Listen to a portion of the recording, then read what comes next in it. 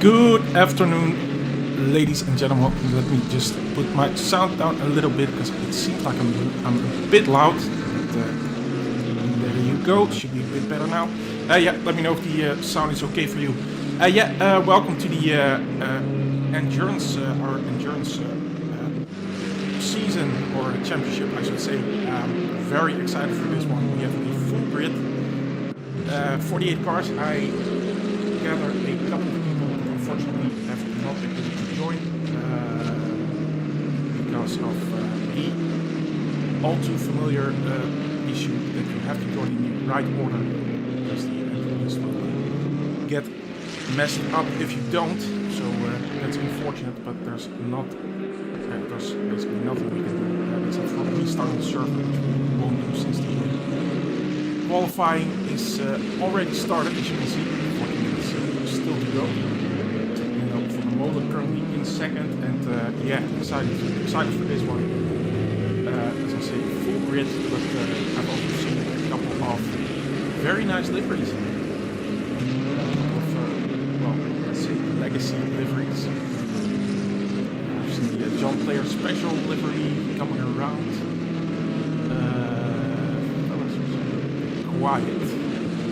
Well, on that, I think we're gonna try to raise the sound down a bit. Let me know how this is for you. Pels Herzog. Something like that, right?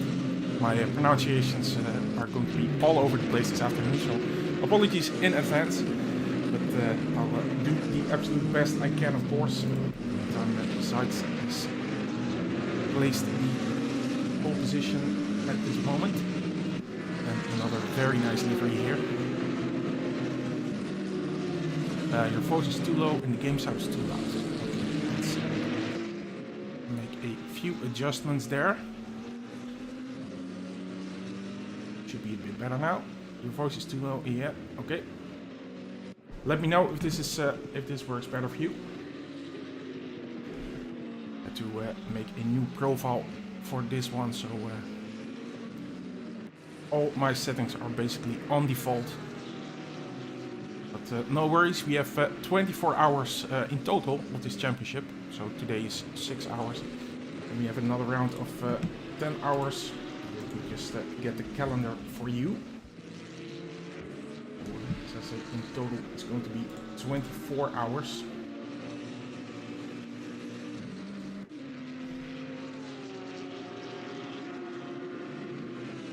Yeah, so we have one race each month, and next month we're going to have 10 hours on Imola. And in January we are, sounds a bit better, game sounds might be a bit too loud still. Okay. We're getting there. Thank you for your feedback, Salty. So, just a bit less loud then again. Let me know if this is better. And then we have to continue on the calendar chapter. As we see Ben Sides having a little battle there during qualifying. But we have the 8 hours of Watkins Glen then in January to round up this championship. So lots of racing to be had here. Sounds good now. Yeah, perfect. Thank you for your feedback.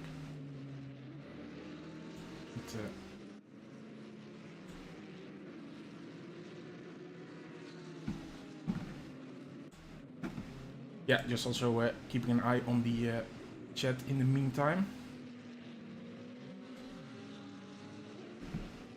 And of course the Discord. I do have to warn you in advance that, as I said on the Discord, I'm recovering from illness. And my fellow commentator unfortunately had his PC breakdown this week. So I'm doing the absolute best I can, but I'm absolutely going to miss a lot of action today. So I'll try to minimize the damage, so to speak. Just switching to Frida, who's on a good improvement. 3/10 here. So could make a nice jump to 5th position probably, if he can keep this up. He won't. It's lost a bit of time there on the exit.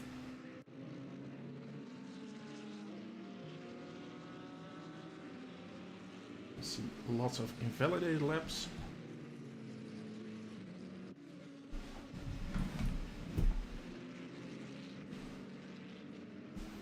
And Salty Space Kitten says, same for me, can't drive by myself today.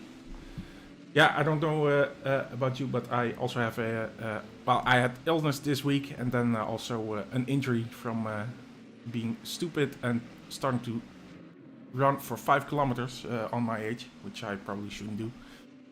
So yeah, there's that. There's old man troubles. And we see, by the way, the lovely. Well, it's not really a John Player Special, is it? But it looks a lot like it. Definitely very nice. And we also have, I think we also have a Legacy Williams livery. Gonna have to. Yeah, we'll go through the through all the liveries just before the start of the race. Of course, we have 4 minutes until the actual race will start.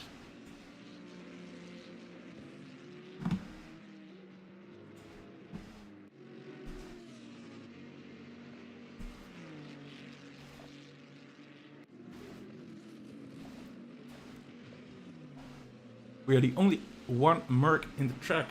Ah, let me see. So this car then. Yeah, absolutely. And let's see what kind of brands we have. Of course, a lot of McLarens, a lot of Ferraris, a couple of Lambos. The BMW, of course, not as popular as it used to be, but I know that DC-SimRacing is using it today. I also see an Audi, maybe 2 or 3 Audis. Yeah, 2 of those, 4 of those. Is that correct? Yeah, something like that. And the good old Porsche.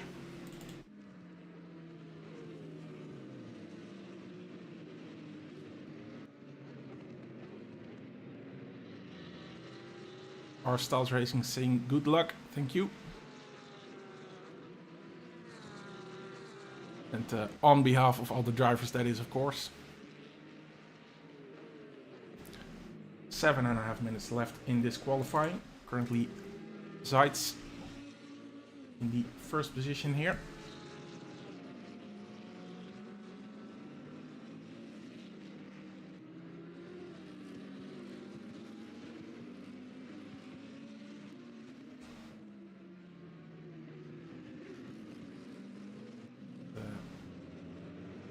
Korshakov, or well, Custom Skin 2. I'm not sure if that team name is exactly what they had in mind, but it is a very nice custom skin, so appropriate name, I would say.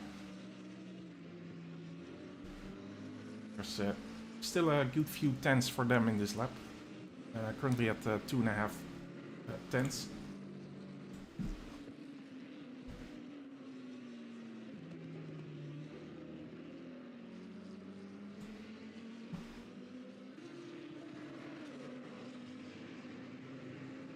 Oh, Tim is also in the chat. Of course, a DC-SimRacing regular.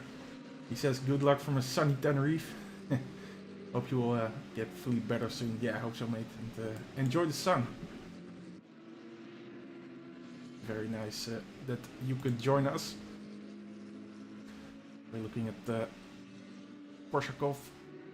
In the meantime, degraded to the 3rd position, but still on a slight improvement. So if he can keep this up, I think he can. He drops down to 4th. I think he could drop back to 3rd, maybe even 2nd. He's still on, well, a little less than 2 tenths now. He can get a good exit here. There should be 2 tenths in the back here. Should be able to jump back to the 3rd position, and he does. And let's jump to Omanek.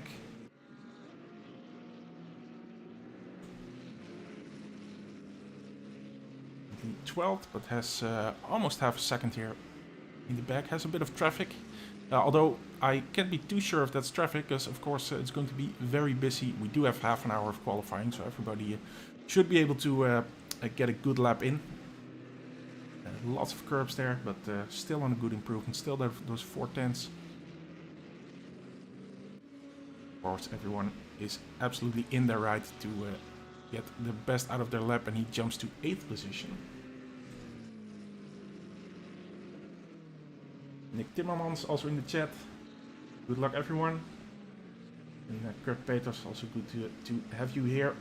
Goedemiddag Daniel in chat. Goedemiddag Kurt.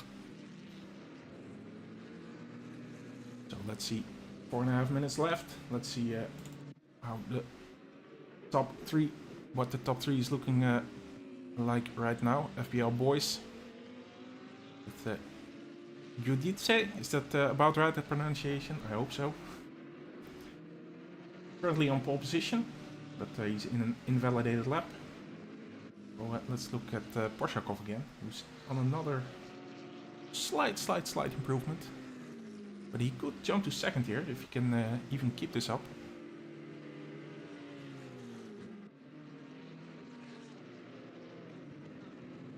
And I think, yeah, I can show you the improvement that we have here.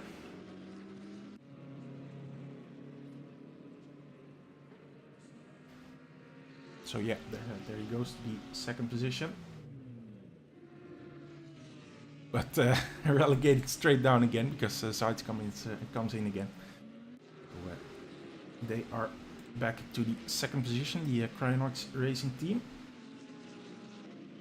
And let's look at Menno van der Molen, who is also with us today.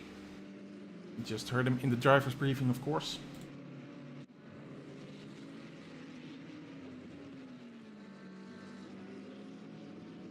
On a 1/10 improvement right now.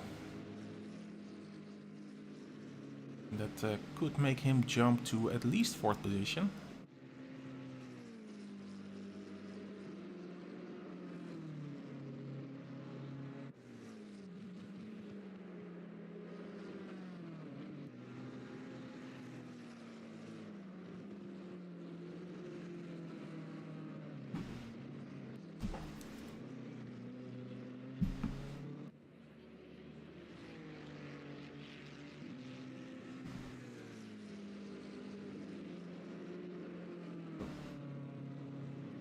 No improvement there in position, unfortunately.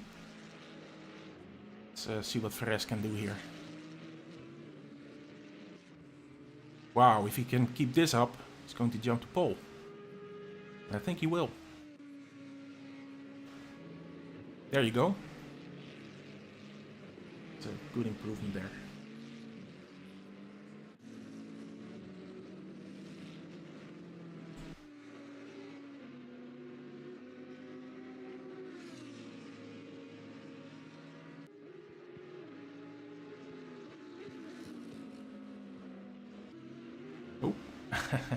See someone flying off there in the chicane there. So Robin Haas also has 3/10 in the back, could jump to P12.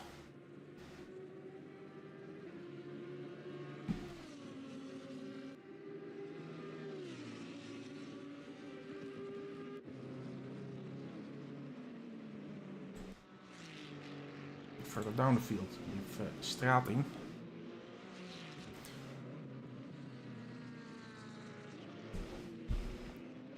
And of course, with the grid as big as this, the gaps are going to be tight.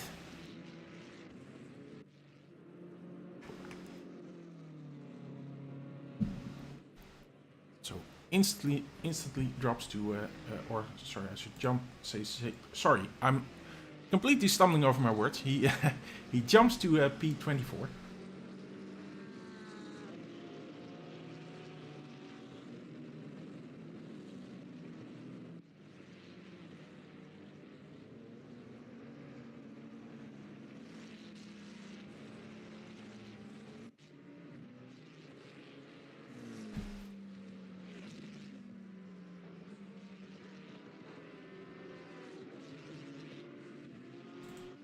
So let's see for those final seconds in qualifying. Ferres is on an invalidated lap, but here comes GT3. And he can absolutely get that pole position back.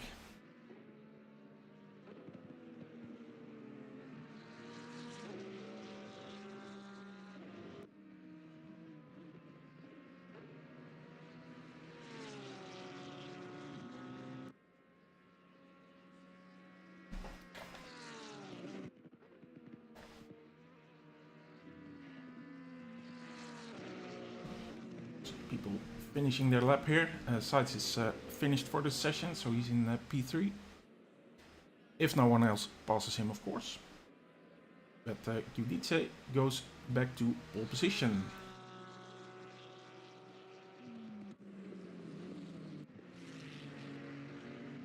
Wow, and this is this could be a big jump as well. 6/10.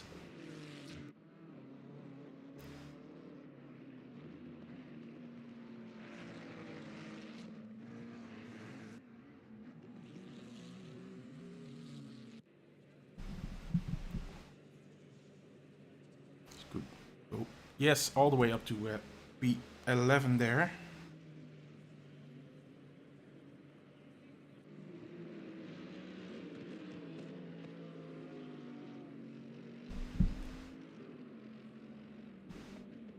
Let's see. This is not an improvement here, but yeah, Gallo. Wow, look at that, almost a second. Going to be a big jump. P27 to P18.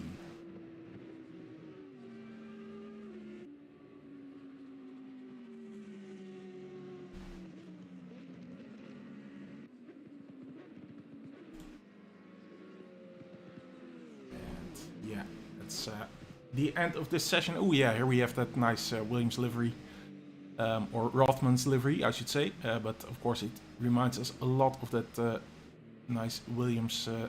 Well, I'm not sure if we all knew it from the 90s.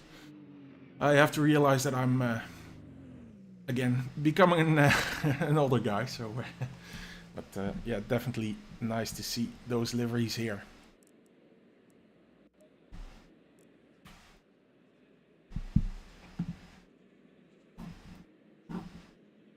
And we'll be right back.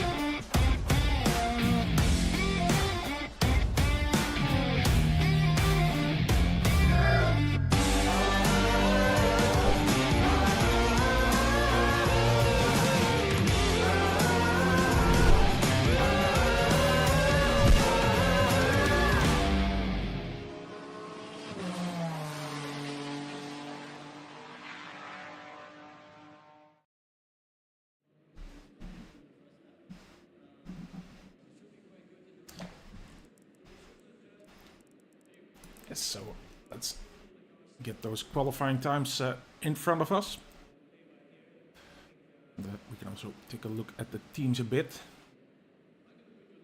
Of course, I'm sure I'm going to be very familiar with all of the teams by the end of this championship, but it's going to take a while. But bear with us. And that's a good pole position there for GT3. As you can see, more than 2/10 to the number 2. So we'll definitely keep an eye out on that Porsche, the 333 car.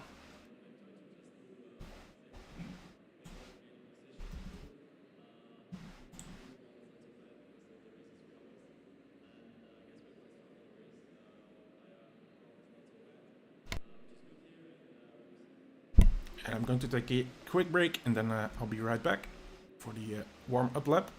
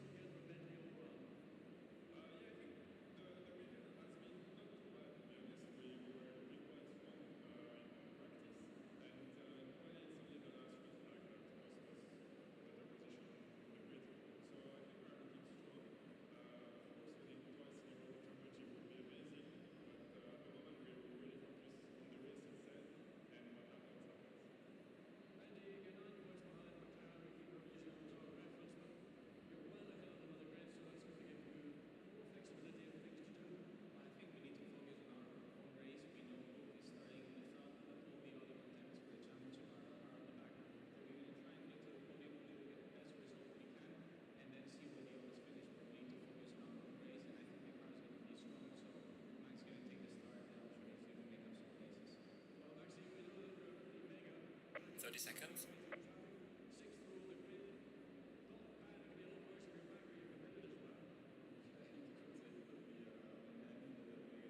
20 seconds.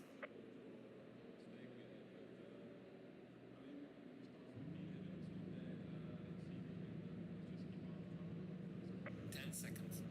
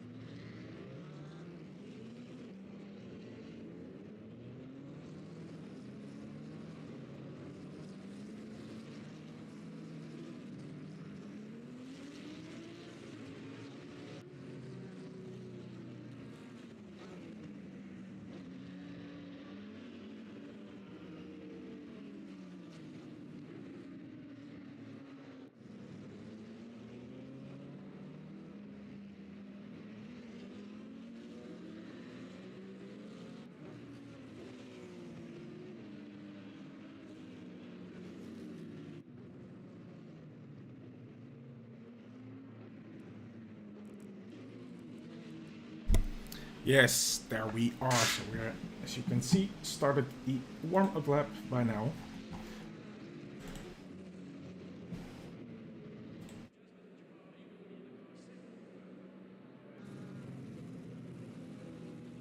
And in fact, we're about to. Is that correct? No, we're still in the hairpin there.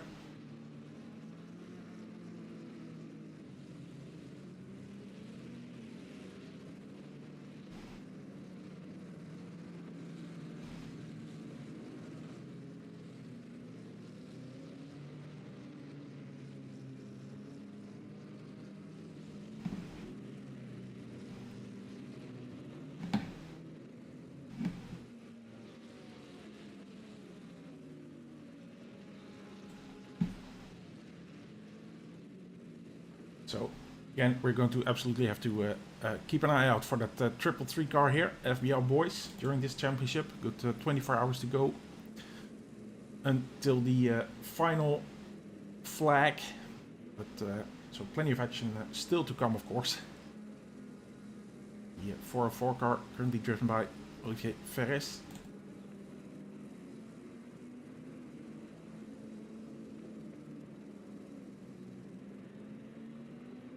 Let's hope that all the drivers are going to be sensible with all that time still left to go. Of course, the race is absolutely not won in turn 1. It never is during a sprint race, but it certainly isn't in an endurance championship. So we go double file here.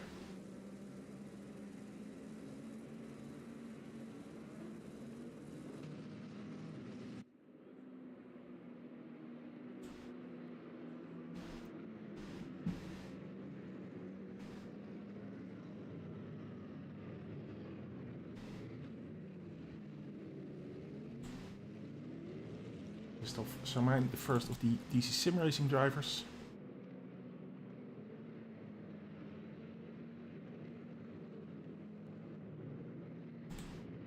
And I'm going to keep speaking out my amazement over the very nice liveries we see here left and right. By the way, if your livery isn't visible on stream properly, then please let me know.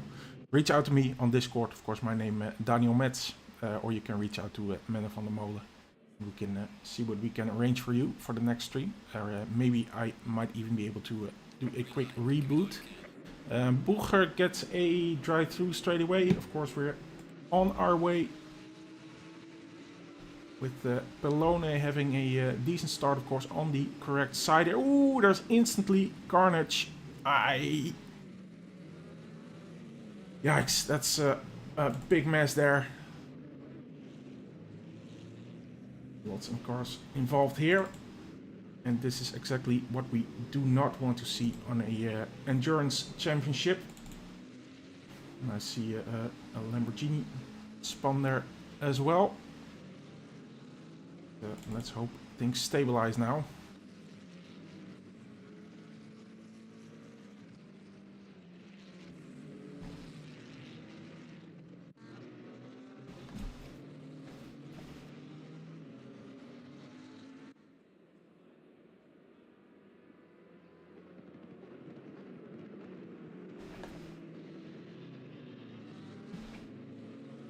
But there's Pallone in the 333 car having an excellent start. The 404 car unfortunately was involved in that carnage.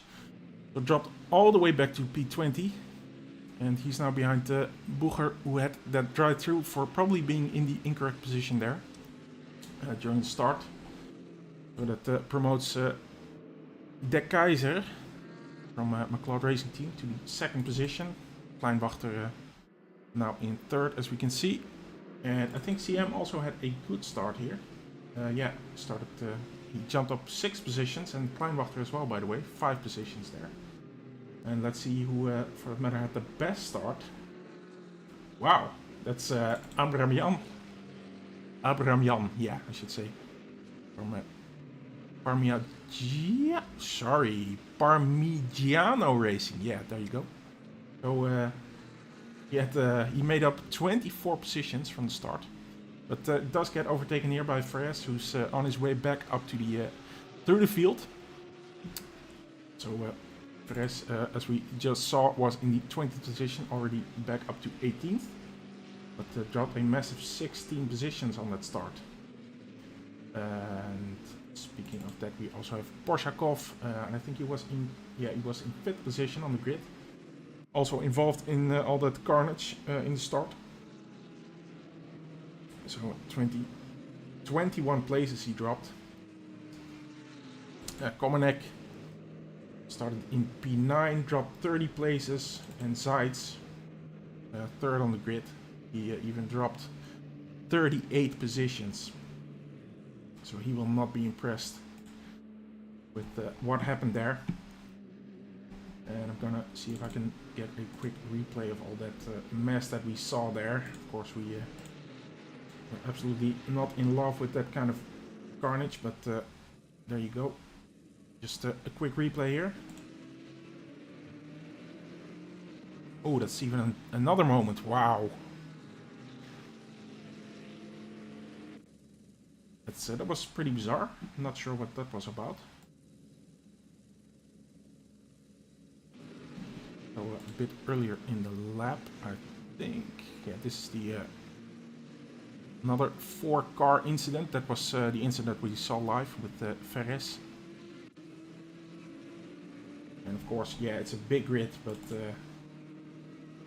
there shouldn't be this much contact, obviously. And here's a replay of the start. And I'm not even going to be able to tell you everything that's going on here. Wow. Just wow. But yeah, that's also the risk with a giant grid, of course.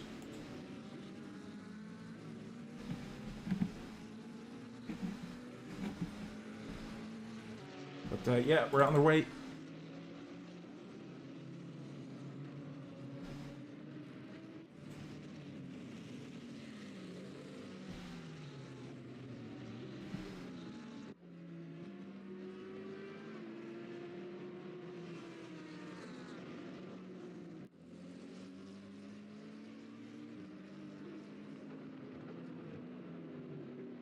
And of course, lots of people unhappy in Discord, which I can completely understand, but please do fill in those reports and get the footage in there as well. We know it's tedious, but yeah, of course, we also have to... you can understand that we can get a lot of reports during a race like this. So we do need to be able to move them through them quickly. And with me, we is sort of the... yeah. The royal we, because of course, obviously I'm broadcasting, so I am not able to do the stewarding at this time. But yeah, the stewarding team is absolutely will absolutely be busy enough.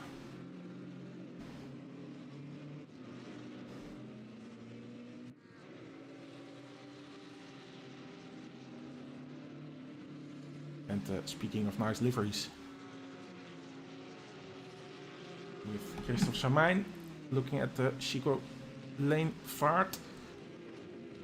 And yeah, Samijn, another person who's dropped 7 positions from the start. Ooh, Lane Vaart under pressure there. Taking the chicane there a bit wide. And Samijn is able to profit of that. And now immediately under pressure from Burakovsky.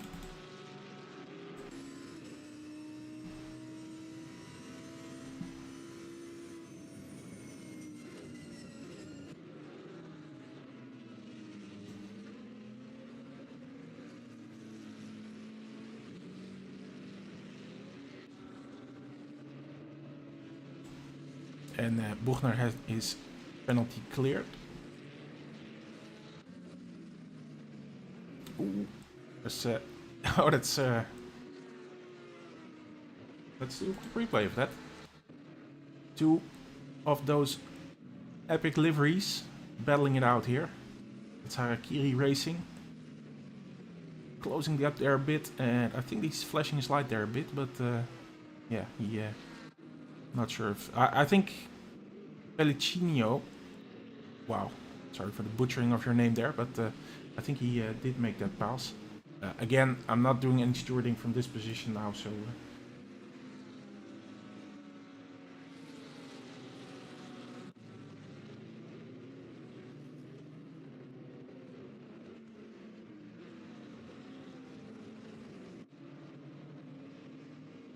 Fritz Entry says, good race everyone, you need more referee, needed.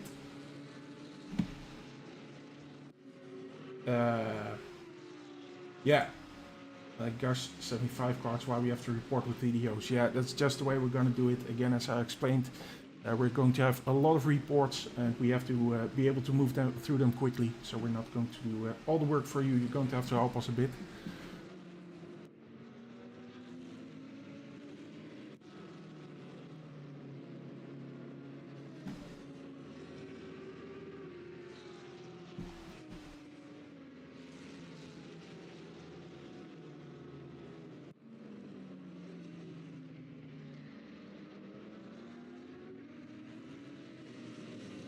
Harakiri having been able to move past Valencia.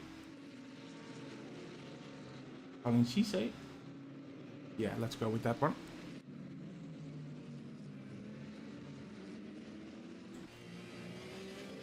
So he will now absolutely have a look at getting that position back, if he's able to, of course.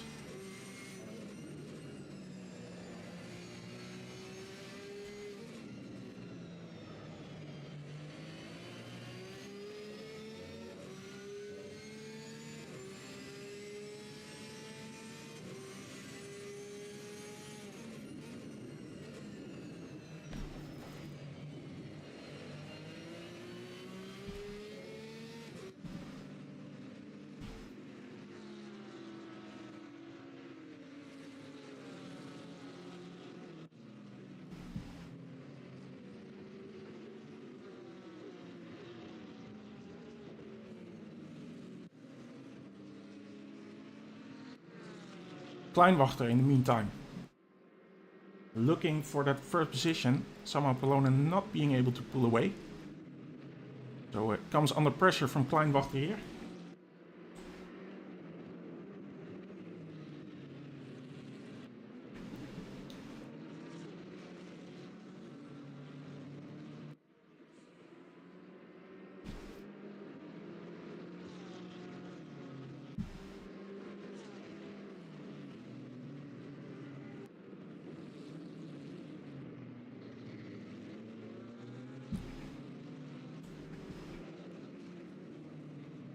Ooh, a bit of a slide there. So now he has to defend from the Kaiser.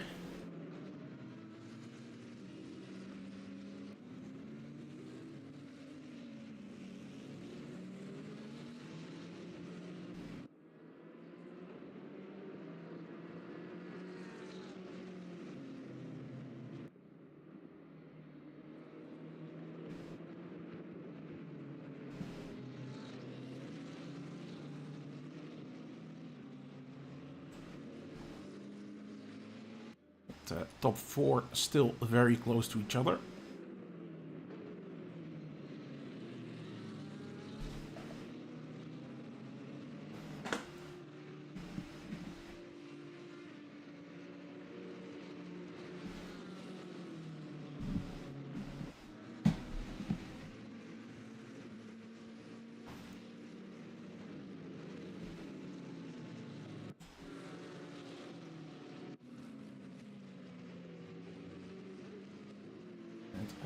I would say the second little train here on the track is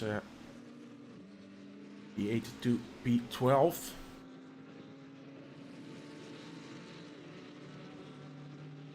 With Svenček still just behind Pellegrino. Cioni, yeah, something like that.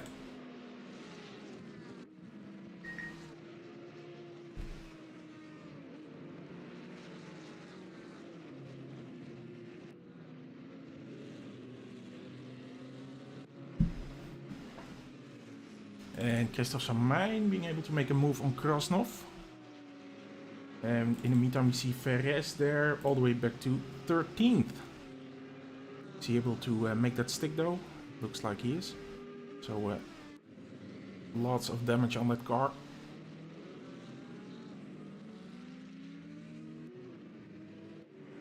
Also Porshakov, who was relegated all the way down, just able to overtake Igor Giesen.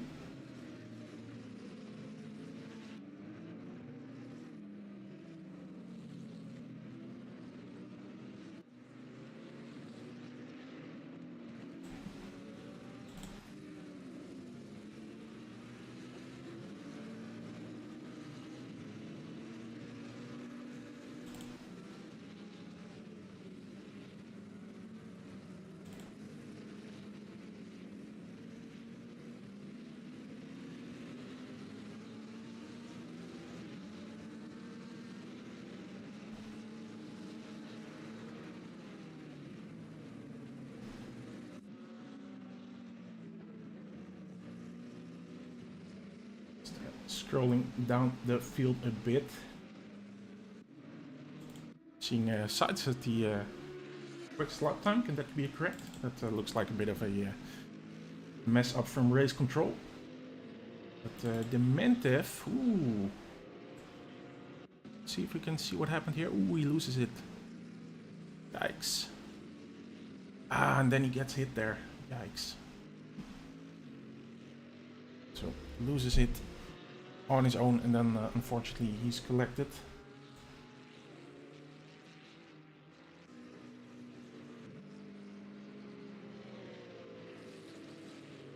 Yeah.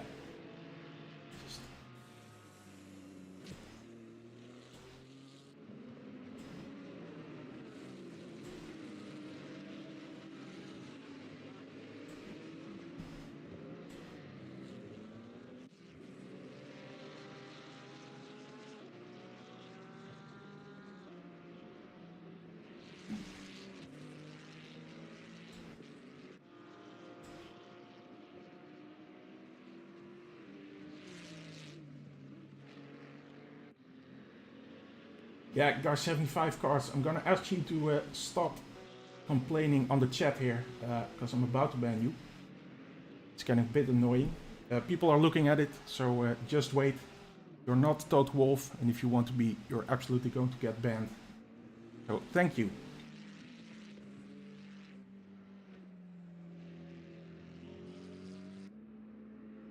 Course number 83, I'm sorry, one of the nice YouTube features is blocking the car number. I think that's car 82.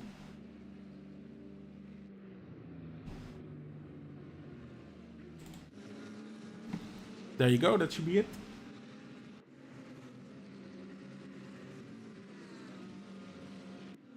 Nocturus. Ooh, no! Oh my god.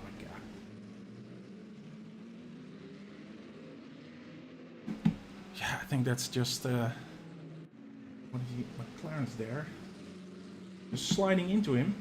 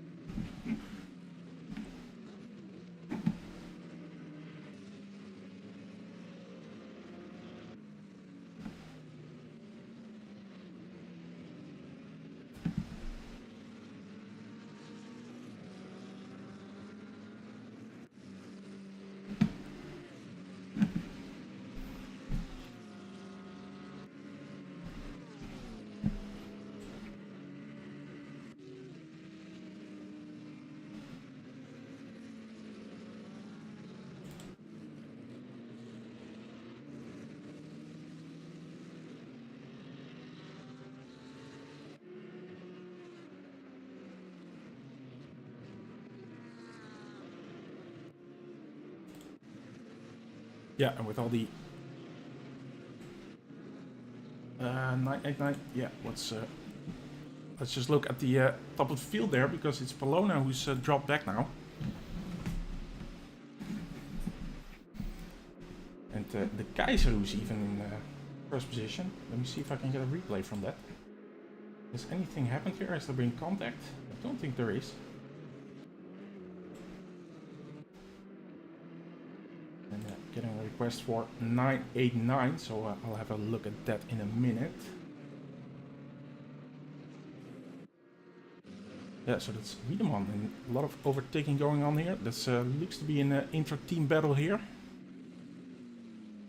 between Gunkel and Wiedemann.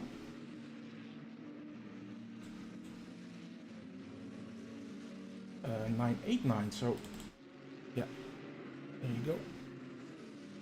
But, Almeida also looking at those positions there, or at that position in the 22 car. Almost making it 3 wide. Ooh! Wow.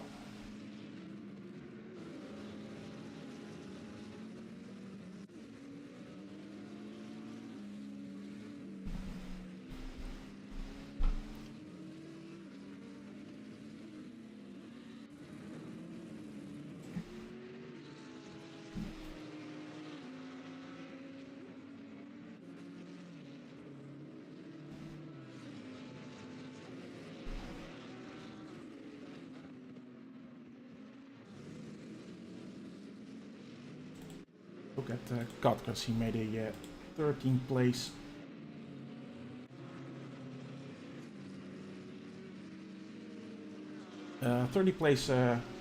Made up 13 places from the start. Now in the 6th position.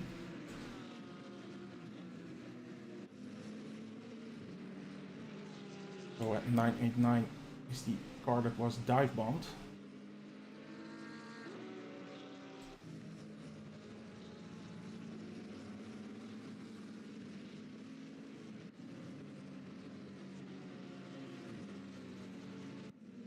Well, which car at this point has not been dive bombed, I would say. And it's very unfortunate that I have to say that.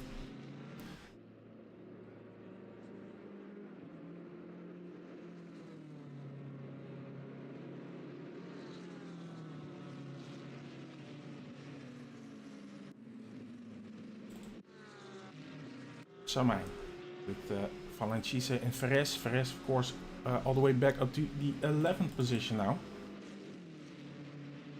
Trying to make up as much positions as he can here. Ooh, bit of contact.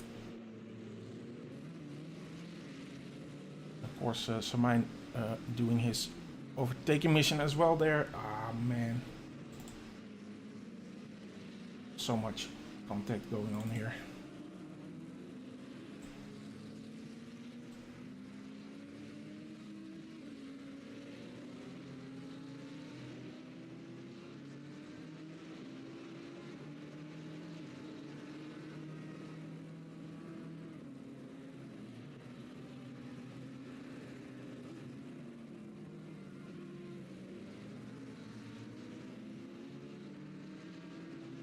We've had that confirmation that the first lap incidents will be investigated, so no footage needed to be provided there.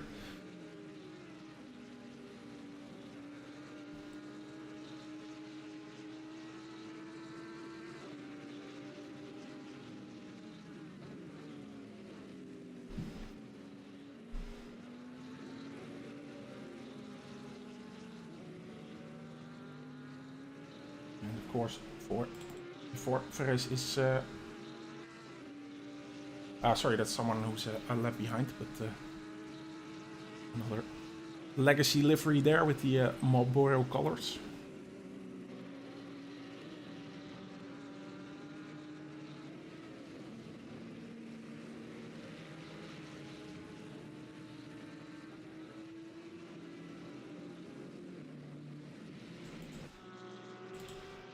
Strength check now. About to make a move on Langenbaan.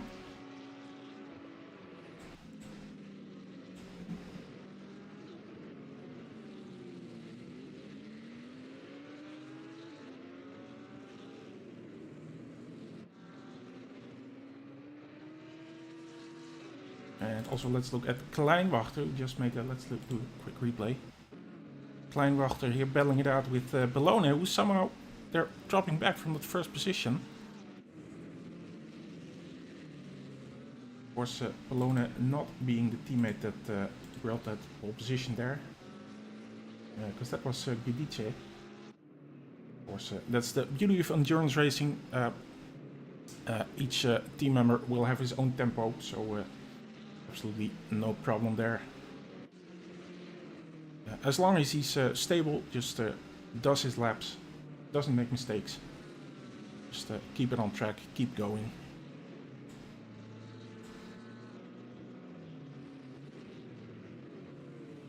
Let's jump to Krasnov, because he's looking at Valencize.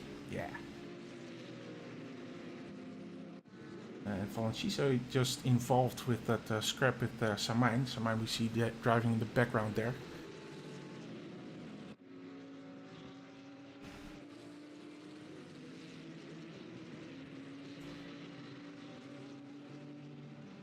Race control has started giving out penalties. First drive-through for 463, causing a chain collision. Hitting 599 in the rear, causing a chain reaction. And a stop and go, 30-second stop and go penalty for 556 for rear ending 989. Again, causing a major collision. And that's the first penalties being handed out here. And it's a shame because, as I said at the start of the race, as we all know, endurance racing is 24 hours in total for this entire championship. So there's absolutely no need to be an idiot in that first lap. But yeah, of course, everyone who's done more than, well, I'd say a month of sim racing will know. You see that Krasnov is again taking a look at the number 4 car. Everyone who's done more than a few weeks of sim racing will know that, yeah, there's lots of enthusiastic people out there who, well, they're able to, how do you put this, overestimate their capabilities. Let's put it like that. Someone know where the 969 car is? Well, we will know if it's still out on track. Yeah, there we go. Phillips. He's almost 16 seconds behind the 37 position. It's the 110 car currently driven by Nemes. Dropped 6 positions from the start. So, unfortunately, also seems to be involved in one of the many incidents today.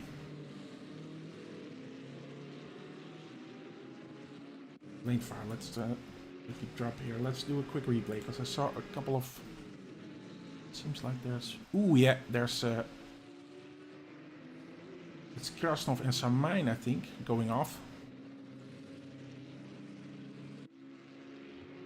Maybe we can get a better replay of that exact incident.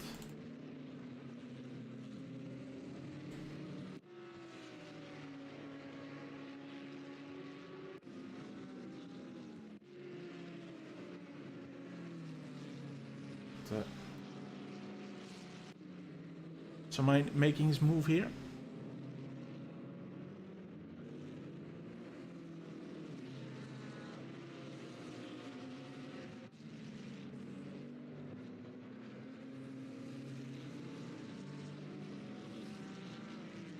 Not able to make it stick just yet. And in the meantime we see Porshakov as well. Taking advantage of this, still on the inside on Christophe Samain. Also busy with that walk up to the field after that first lap. Well, I'm not even gonna call it an incident. It's a bit more than that, unfortunately.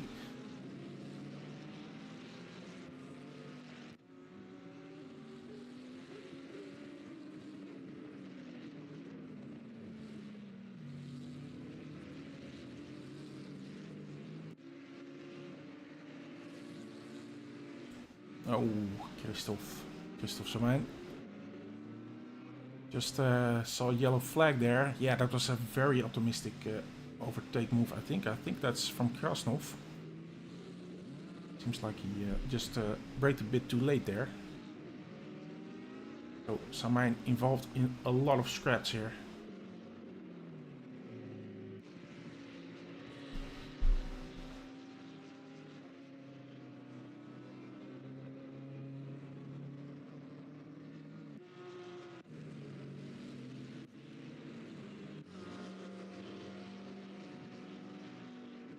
And I think Komanek is now coming in for his 30-second stop and go.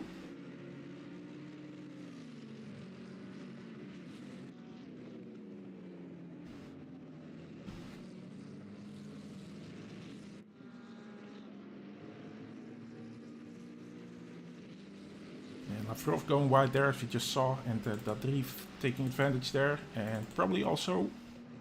no, sorry, that's a back marker there. That's the 969 car, I think it is. 989.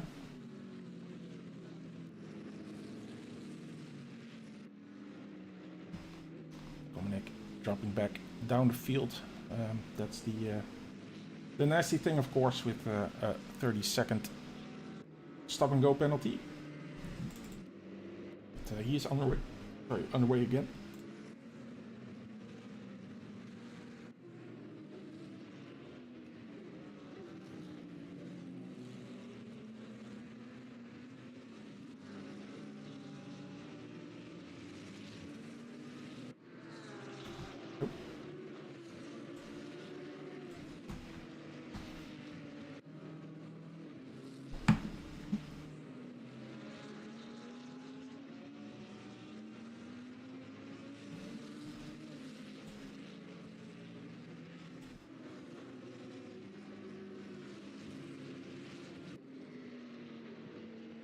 Let's take a look at Borshakov.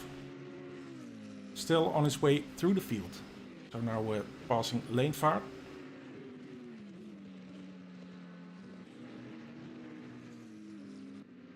And Pelliccioni also... yeah, I was gonna say he was really close to Francise, but... looks like another race control joke there.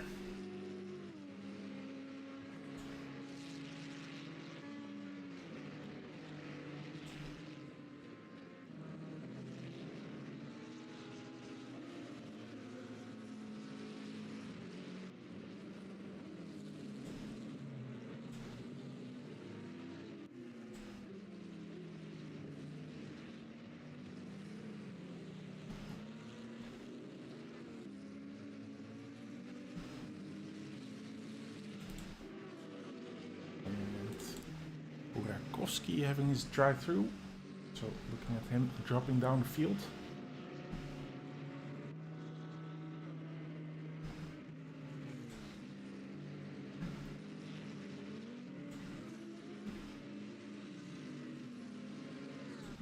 And speaking of one of those recovery drives, it's Zeitz, of course, having dropped, well, he started third on the grid, and we saw him way down the grid. Of course, still 29th position is not where he wants to be, but he's definitely on his recovery drive. And now chasing Dadriv, who's 12 seconds in front of him, but the gap going down really quickly.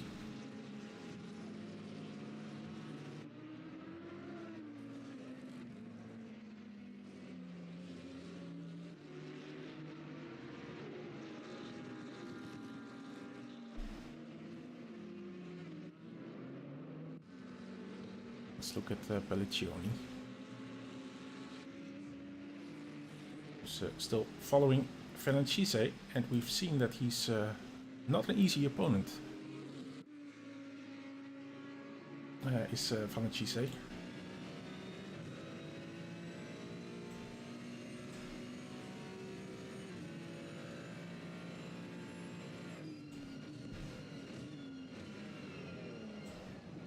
Oh!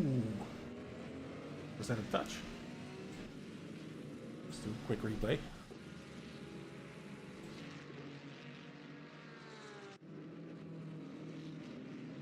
No, nothing there.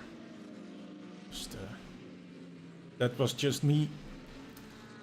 Yeah, that was just my condition. Let's put it like that. But,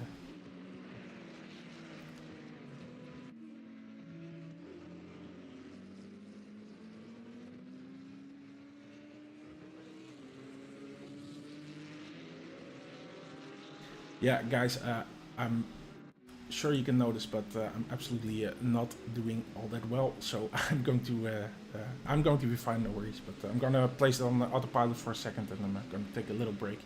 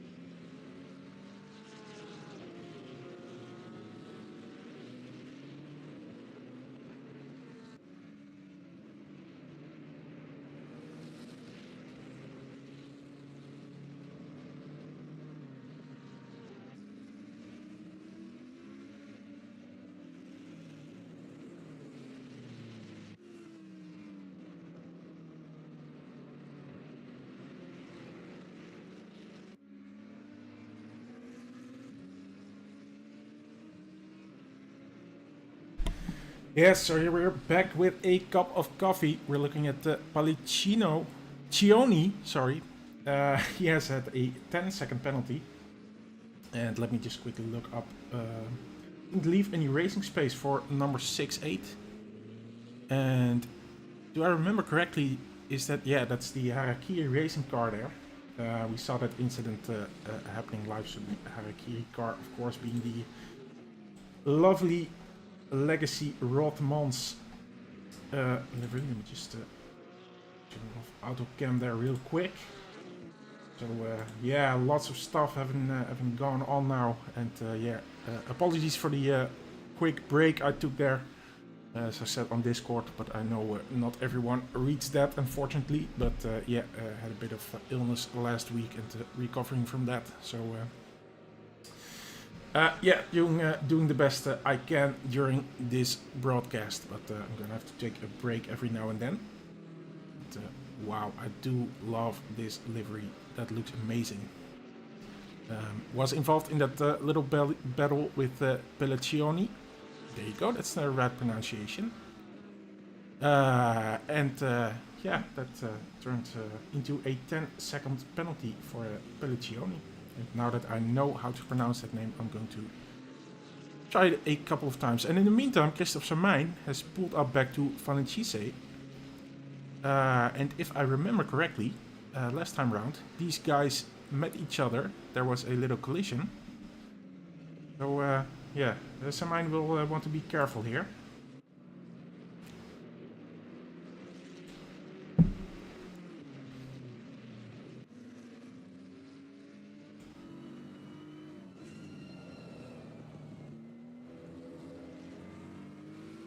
No rain in the forecast so far. Stint timer, of course, 70 minutes, so no regular stoppers just yet.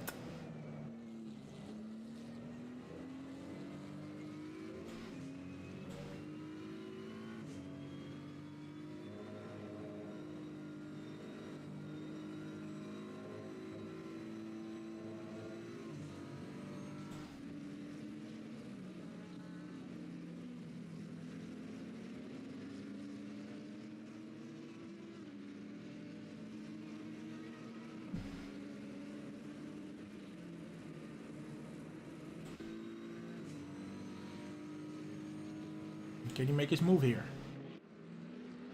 He's on the right side, as we saw. On Chise, he's a tough nut to crack, but yeah, that looks like Christophe Sermijn was able to make it stick this time around.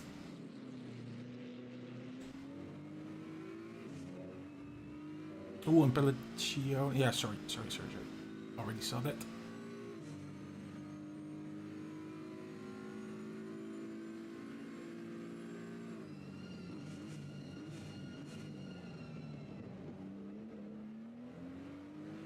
Lots of damage there on the number 4 car. But you can ask yourself which car does not have a lot of damage at this point, because unfortunately we've seen a lot of scraps, bumps, even major accidents in that first lap, which is really sad to see, but yeah, it is what it is. Let's look at Ferres. Has he made his first pit stop? Because he's dropped back quite a bit. Yeah, he has made a pit stop. Also to repair damage, probably, because he was in 1 minute and 7 seconds. And his stint is now 5.5 minutes old, so they did make a pit stop not too long ago. Yeah, returning on their way back to the front of the field.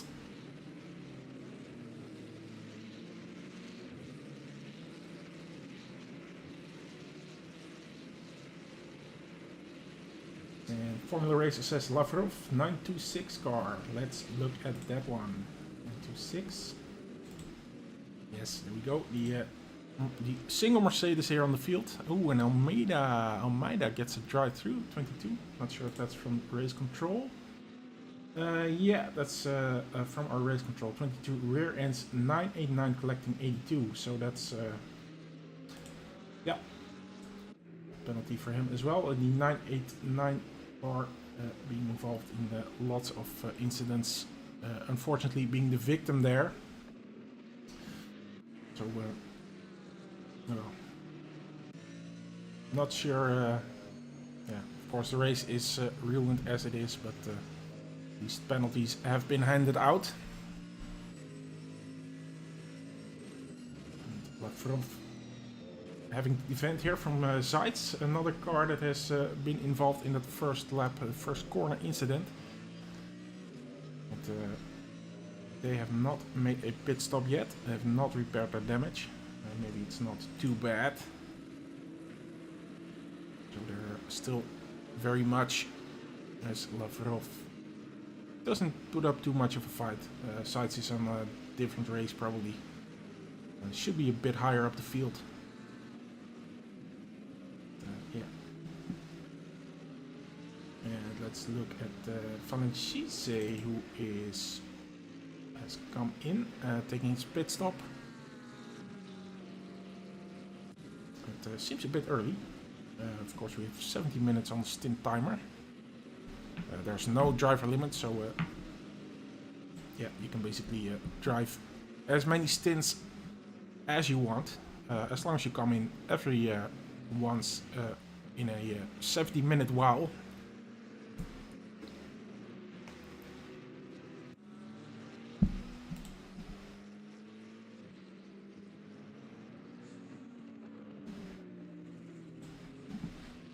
And let's look at Kasinkaya. Let's do a quick replay because I think he just overtook Gallo, who's by the looks of it, quite far in front of him. So what happens here? Wow, not sure what Gallo is doing there. Ooh, he's also had to let go of Mok. Does he have a lot of damage? Does he have a fuel problem? I'm not sure what's going on here.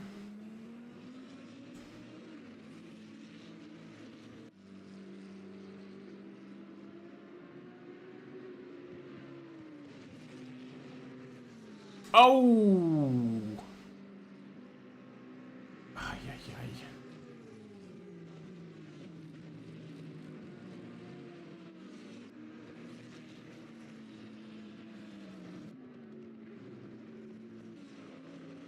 Oh. And decides to go straight here. And was driving a bit slowly on the racing line, and that is quite dangerous. So apparently, I'm not sure who hit him there, but yeah, he wasn't able to avoid him. 4-6, let's look at that. That must have been the number 5 car.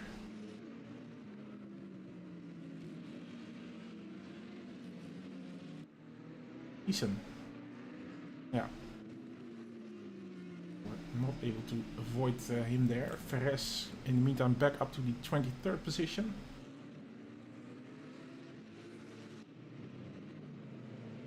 And I want to find out who's driving the lovely McLaren livery. Yeah, I should say McLaren, of course. Marlboro would be more accurate. The Blackout Motorsports team.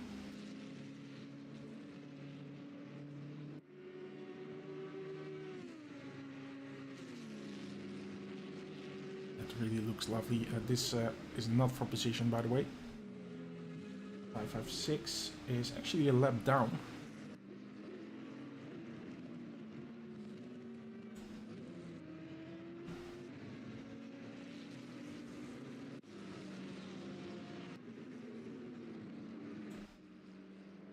And Giese now followed by both Martinez and Burakovsky, both within, well, let's say 2 seconds. And there we see a Porsche. I think he's in number 12. Is that correct? Definitely not on the same lap.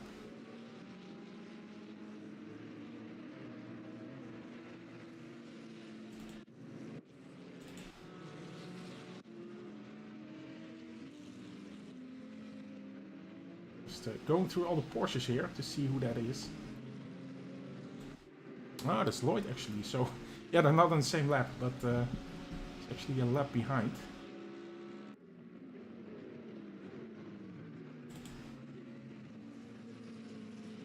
And Zeid's also moving up into that train behind Giese.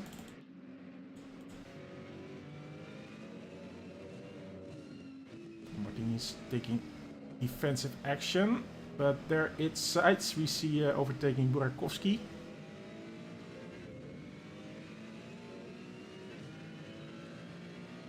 And also taking a look at Martinez.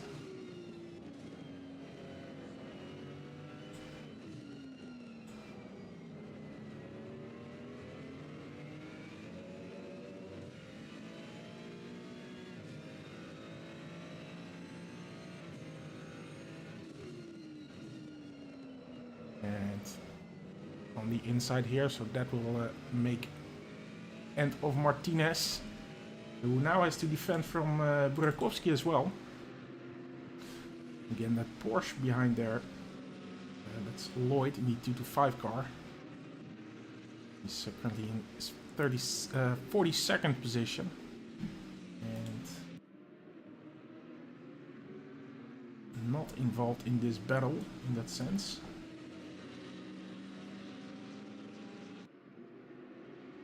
Now let's look at the lap times, because Burakovsky did a 1:57.5 last lap, and Lloyd did a 1:59.1, so it doesn't appear to be quicker at this time.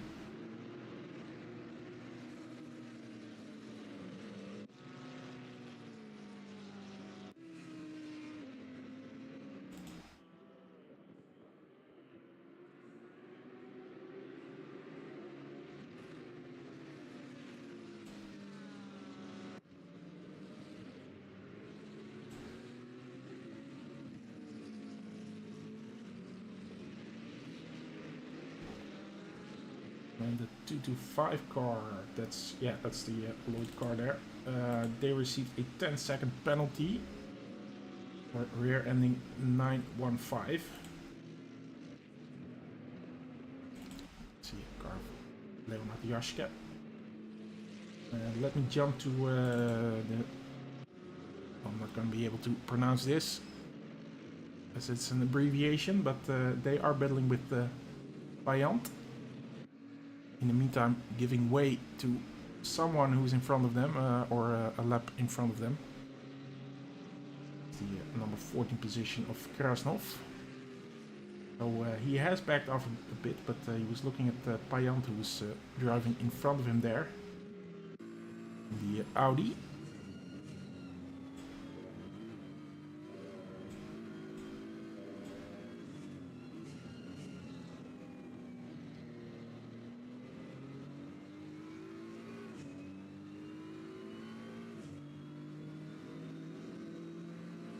Payant making way, but was that a wise move? Because now he's instantly under pressure from the CCS car. Oh, and I think actually, yeah. Sorry about that. Yeah, this is the one I wanted to have a look at.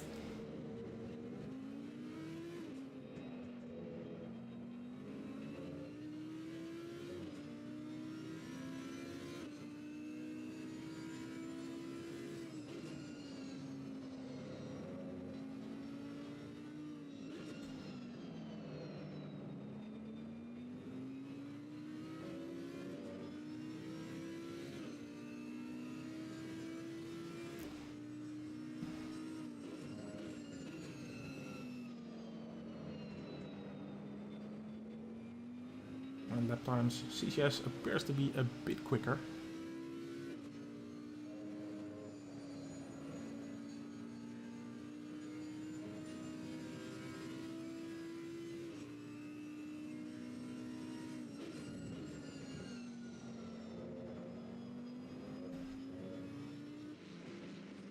But, not able to make a move just yet.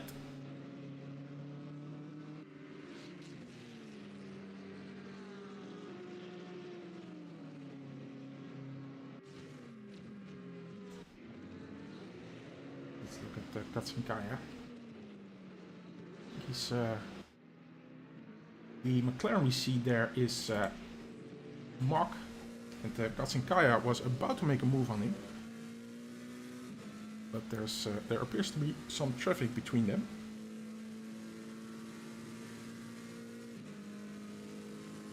Or is that traffic? Or let me just see if I can find out who exactly that is.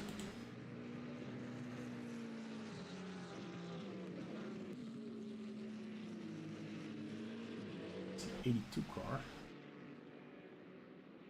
Yeah, so that's Christofferson.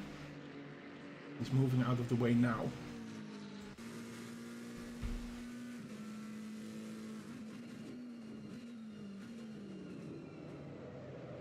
Or is he? And we see Martinez getting a 50-second penalty for avoidable contact. He dives on the 99 car. Which is the mock we are currently driving with.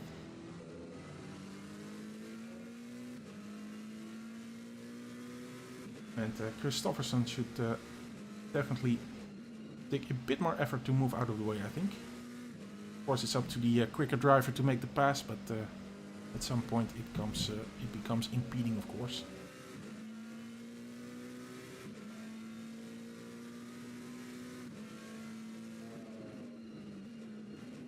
Then again, we see that Katsunkaya is not really attempting to overtake him at this point.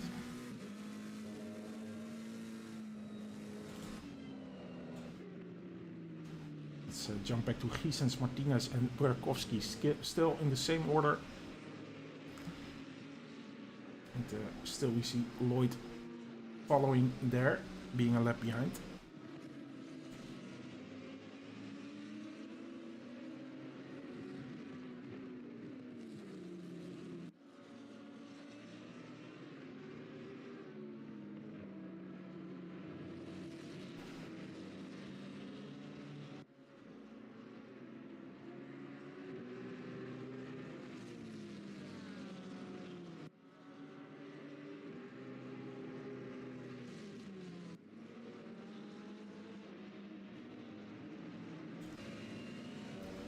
Oh yeah, and there it is. Oh, Mock is coming in. Yeah, I thought Katsunkaya made his move on Mock, but it's Mock who is coming in. And here we do see that Martinez is moving up besides Giesen. And of course we have Burakovsky not too far behind. What can he do with this? Oh, Burakovsky moving away. Out of the way. That's Lloyd coming through there. Again, he's on a lap behind. Ferres. Oh. Ferres is on his way back up the field. Having started in second position, as I said. And he makes good work of that. So he has now passed Burakovsky. He's being overtaken by Martinez. And Ferres is now chasing these cars, and we're looking at the 51 car. Of course, is our race leader, the Kaiser. So yeah, I think Burakovsky wanted to make a way properly for the race leader, as we see Ferres giving out a little bump to Giesen, but did not mean to do that, obviously. Not overtaking that car, but Giesen is sliding out the Schumacher S's now.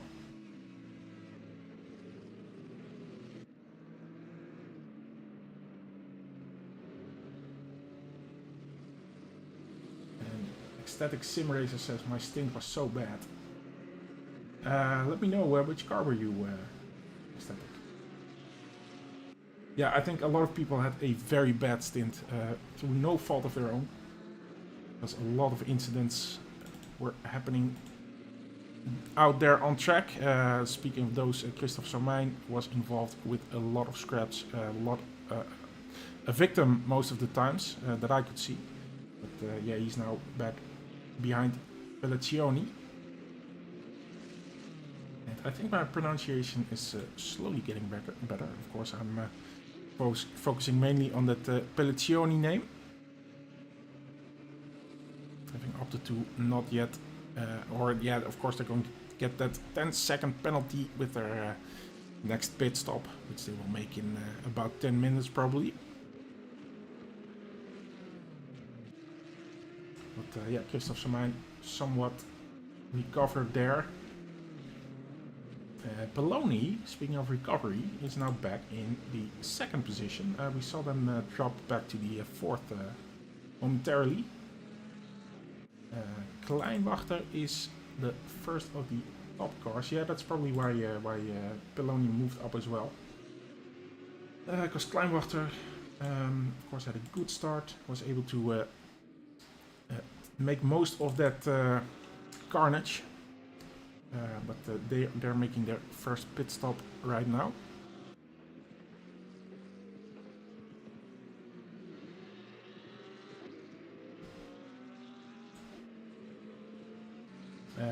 Ecstatic, that's 926 without penalties. But without pressure and 2 slow punctures. Ooh, 926 car. Just zoom in on you guys. Kind of. Oh yeah, that's the Mercedes.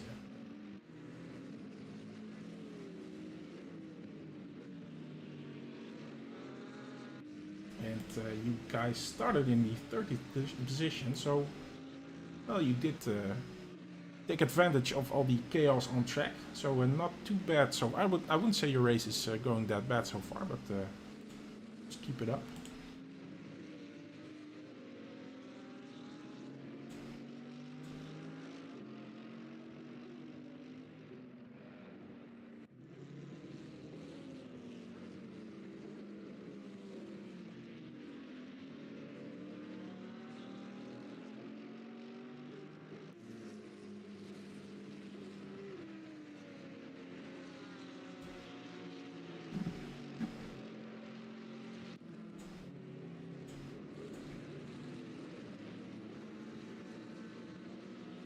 Yeah, and you changed the pressure, so should be a lot better for this stint then. And teammate Shukanov having taken over the wheel.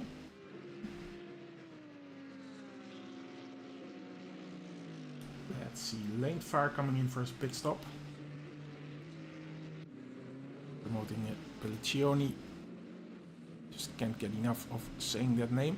And also looking at that livery.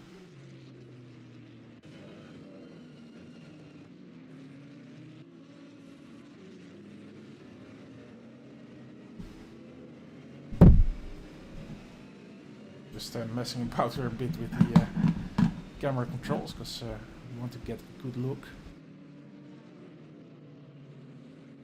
Italian idiot players. Lovely. Yeah, that does look very nice. It's definitely inspired on the John Player special car. But not quite.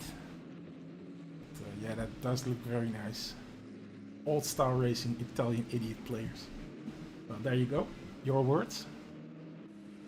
Of course, did get that 10-second penalty, but yeah, mistakes are sometimes made. But these idiot players are followed by Christophe Samijn, who's now promoted up to the 8th position.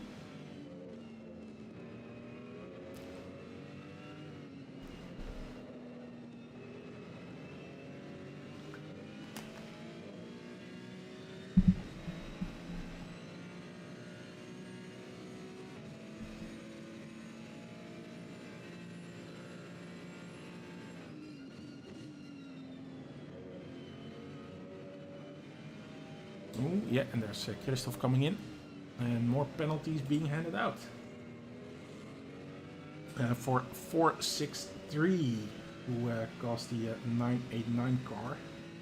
Again, causing 989 to spin, and I remember that Gar 75 cards.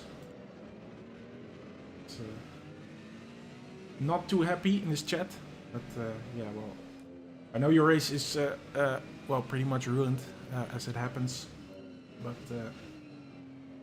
well, I'm not going to say you're going to be happy with all these penalties, but at least you can rest assured that the race control did take a look at them. Kurt Peters ging zalig wel. Sarmijn al aan een mooie inhoudrace. Gereden. So I think that Christophe Sarmijn already had a nice recovery race. So yeah, absolutely. There's now going in for that pit stop.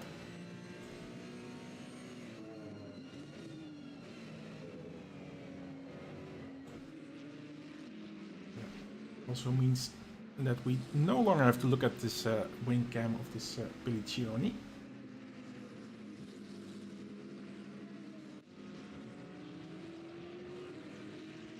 And he's now just behind the sister car, I think.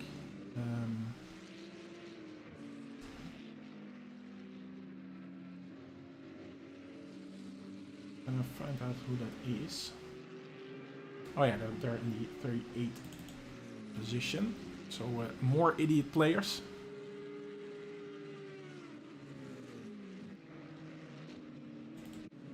Osmanov, Abraham Jan. Ooh, having a little moment. So Osmanov and Schneider taking advantage of that.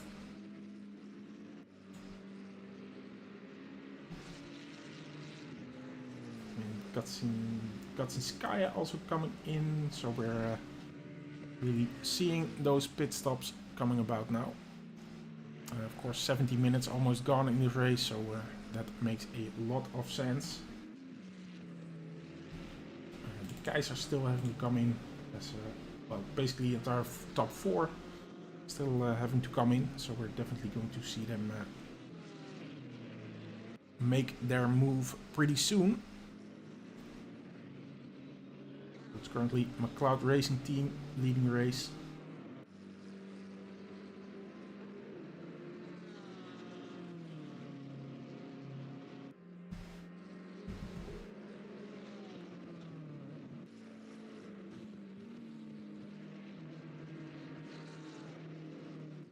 And here they go for the pit stop.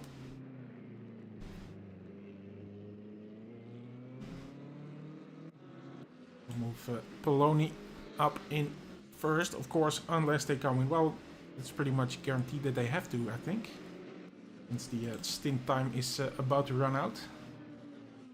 So all of these guys are coming in.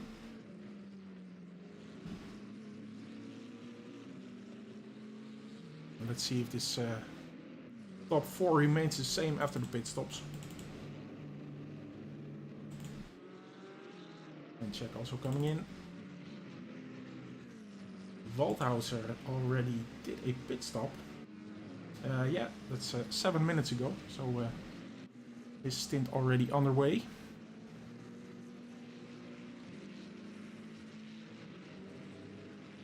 And I think I'm just looking at the other Ferraris here. It should be able to go on a bit longer. I see Pelliccioni just started his new stint. So it should be able to almost reach those 75 minutes. Of course, I don't know if you have to do any fuel saving for that.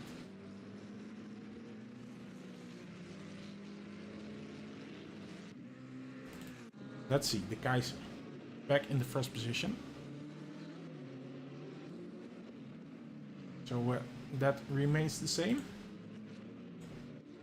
And Waldhauser now going into the second position. It's Peloni rejoining the track.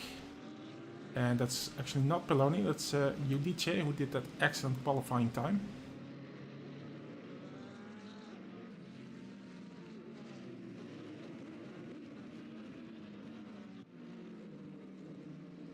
Who got that pole position for this team. And let's see where Mamadou taking off the wheel from Haas. Back in fourth position.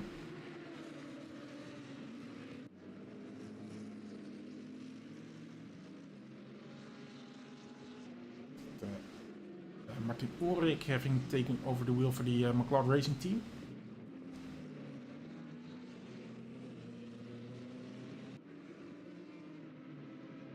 It's a two-man team together with the Kaiser, and interestingly, Leinwachter and Waldhaus are also forming two-man team. It's the triple three car that is the first three driver entry, I should say. So Filiberti, who we haven't seen driving just yet. By the way, guys, if you, I'm not sure if this is your delivery that you intended. If it is not, just reach out to me and we'll have a look. Just hopefully reset it manually.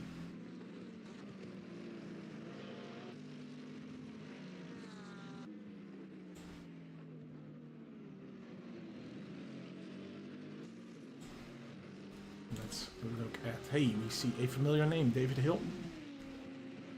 We also know from the sprint series that we're currently running. Good to see him here.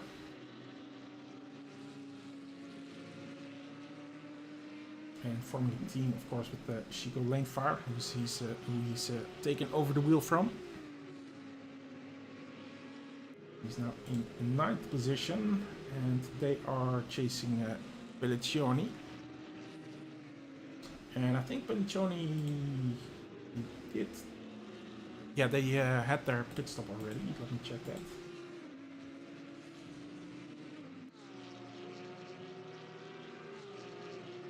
Yeah, their stint is just 4 minutes old, so they also had their pit stop. So Pelliccioni is doing a double stint here.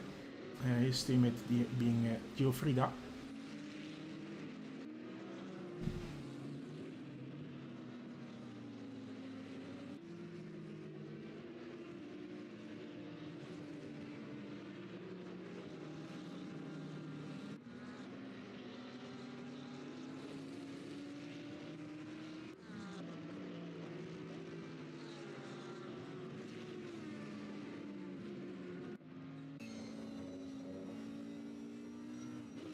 On the chase here.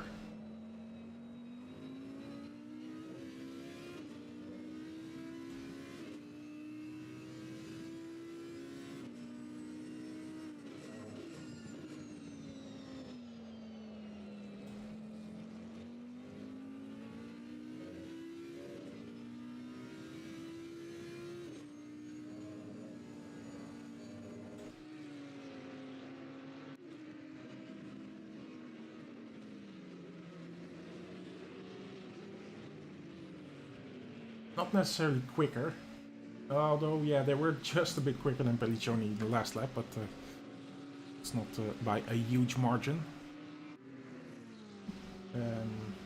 Pelliccioni himself is now moving up to Parma, who just came out of the pit, taking over the Harakiri racing car.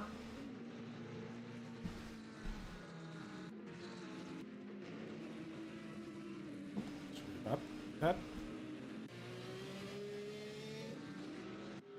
Trying to see if I can.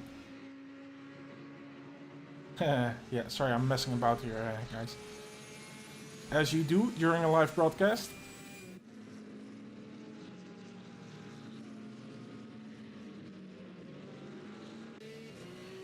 Yeah, there we can see Pelliccioni and David Hill.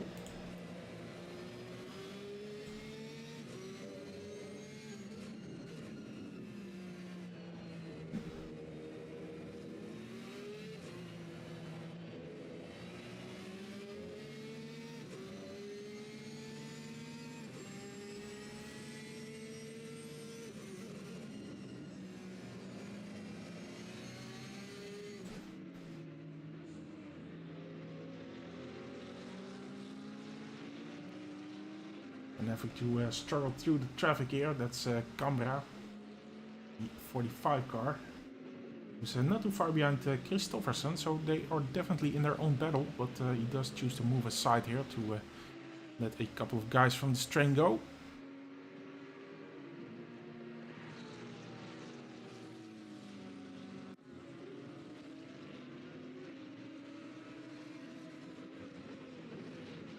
See Rossi and Golotowski's side by side here.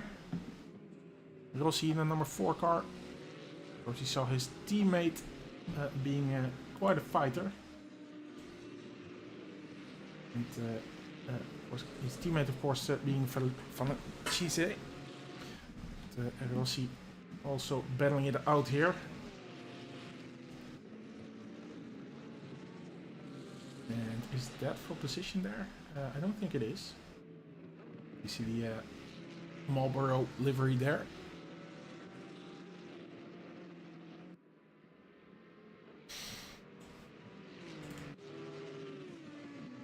So, back to our battle with Belliccioni and Parma.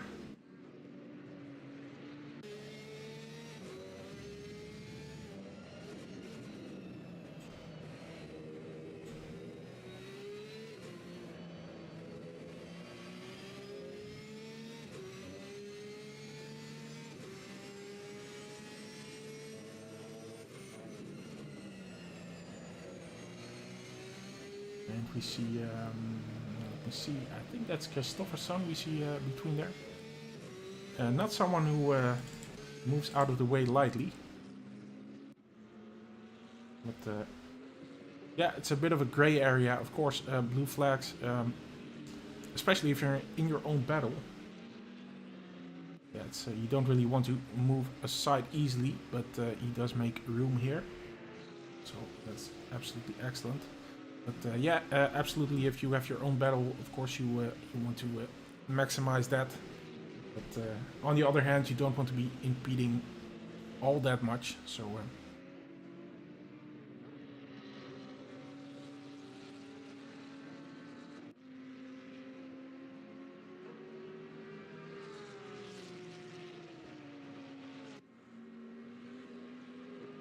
just taking a look at some other moments on track. Close fights. Let's look at Pinelli. They're following the 971 car.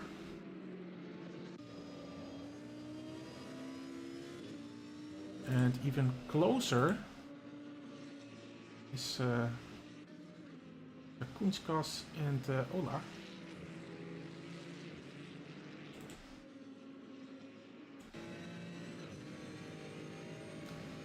Is for P29, but each position counts.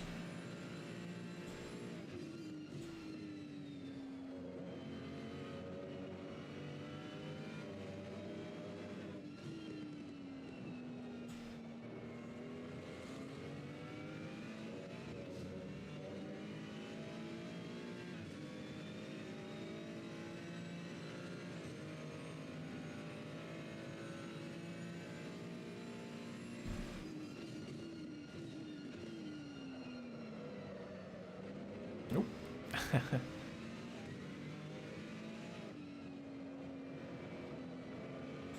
But like Sanelli was able to take the corner a bit narrower there. Was that Sanelli? No, of course that was Kunskas. The no traction racing car.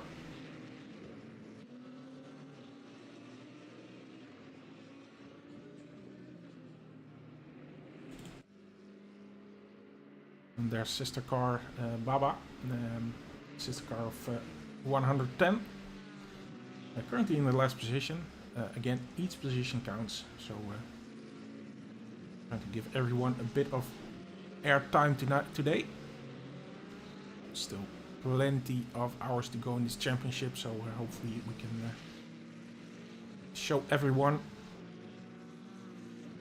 And he is, well, virtually battling with the 915 car, because they're not on the same lap.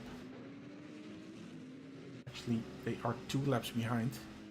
But he is a bit quicker by the looks of it.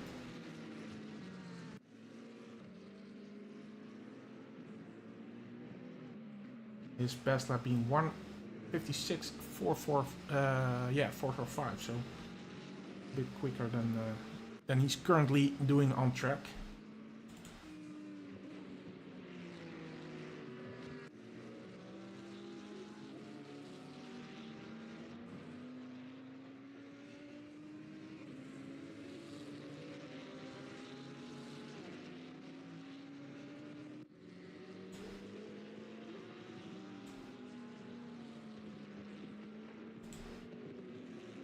Pelliccioni not able to push through on Parma.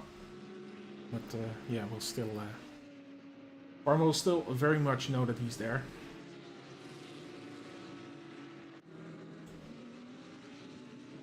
And in the same manner, yeah, Punskas is still just chasing Ola. Sometimes all you need to do.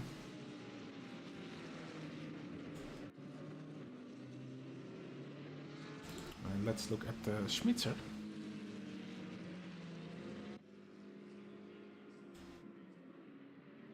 Started in P38 and still in that position. Chasing Bokov within a second. That's the 152 car. So I think the car that we're looking at here is not that car. Yeah, because that's 195.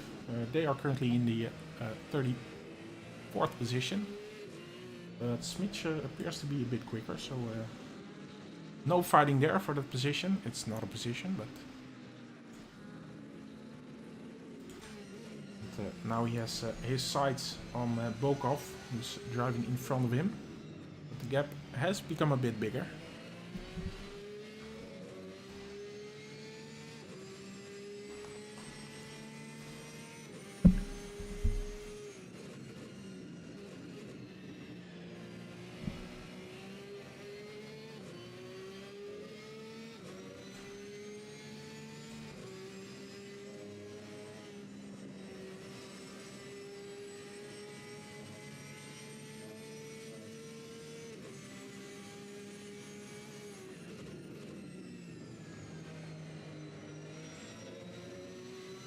Oh, did Ola and Cincelli... Oh, Ola completely loses there. It seems to just take out someone.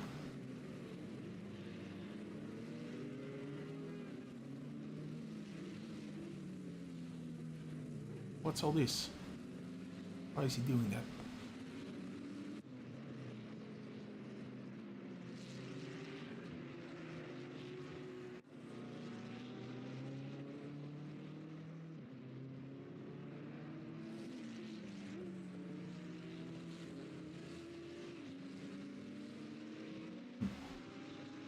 Yeah, not entirely sure what went on there, but kind of looked like a deliberate takedown, but I'll leave that to the stewards. In the meantime, Pelliccioni seems to move up again. Parma.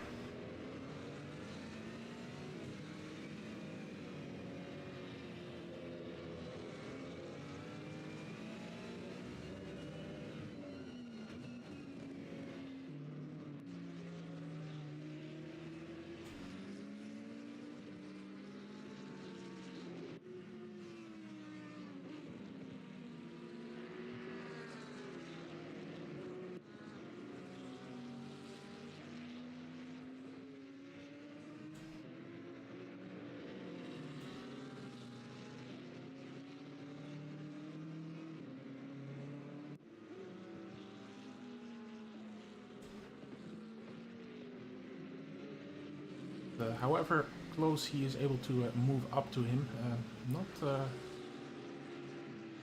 he's not facing Parma by the looks of it, and that won't be easy to pass him. But yeah, there you go. That's endurance racing, of course. It's not all about overtaking. Ooh, goes a bit wide there, I think. Definitely letting Parma know that he's there. And that can be such an easy trick to play, huh? Just sometimes all you have to do is just let the other driver think that you're quicker. That he's braking absurdly early and that sort of stuff. Ooh, no. Pelliccioni going straight on there. What's going on here? He's able to rejoin here in the same position, or is he? Because David Hill is not too far behind. No, David Hill already passed him. Christophe Sarmijn passed him as well. And they are in a battle of their own. Christophe Sarmijn now very close on David Hill.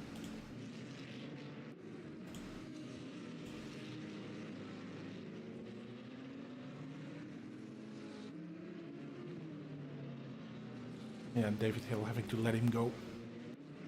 For now. Elicioni instantly moving up as well on David Hill. So I just had a little moment there in the chicane. Was very much to the benefit of Parma, who's now 4.2 seconds clear of Christophe Samain.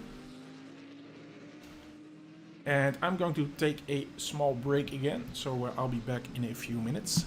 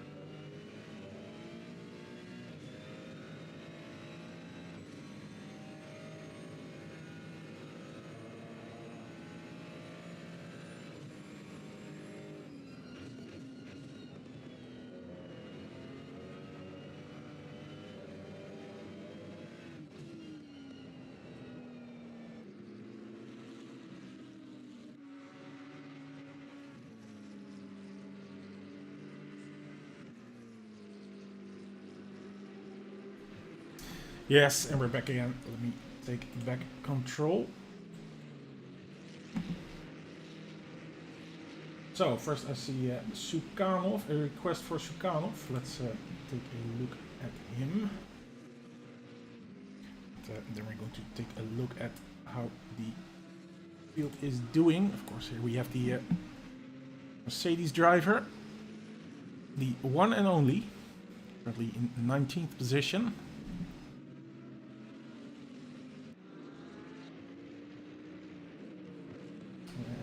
And starting the 30th position, so yeah, as I just said, not a bad race, because the last time we spoke, you guys were driving in the 24th position. By no means a bad race, as I see it.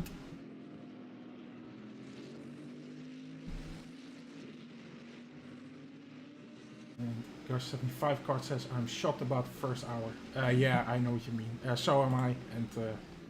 And there definitely will be a stern talking. And yeah, of course, as you can understand, it's pretty much out of our hands once people subscribe.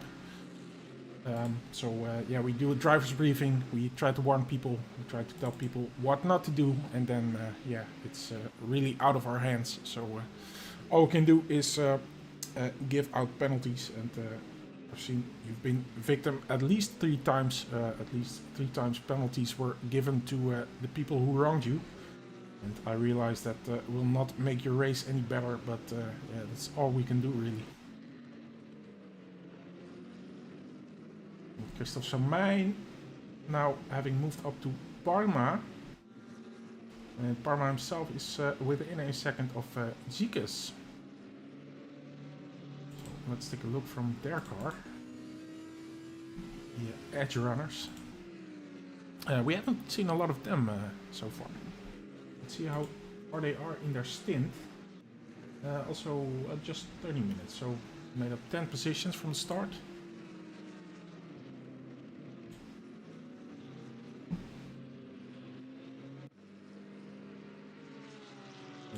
It's Entius asking Menno if he's also driving this afternoon, and yeah, he is.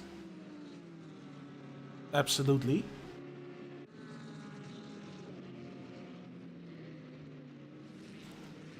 Chica's moving aside here. Interesting, because it's on the same lap, so not sure what's going on there.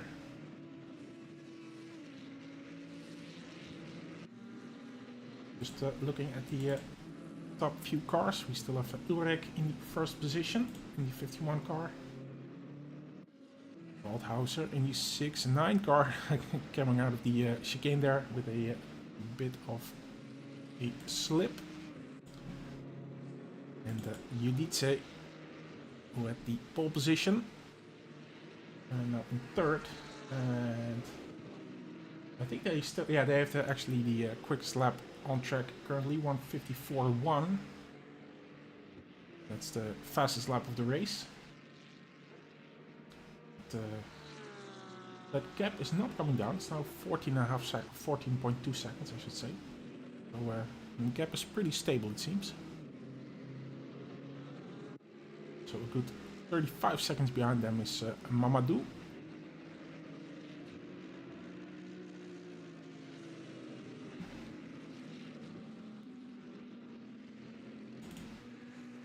Trubetskov in 5th. I think these guys have already... Yeah, absolutely. I was going to say these guys have absolutely made a lot of positions. If I remember correctly, they dropped down all the way down to the 30th something position. So already made up a lot of positions again from that first round turmoil. And Gar 75 card says Almeida again, what a surprise. Let's see, Almeida.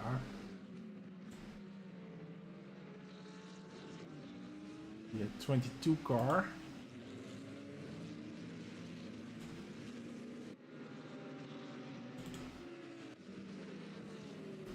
Yeah, so Fly 75, not a big fan. Let's take a look at Samijn and Parma. Samijn piling on the pressure here.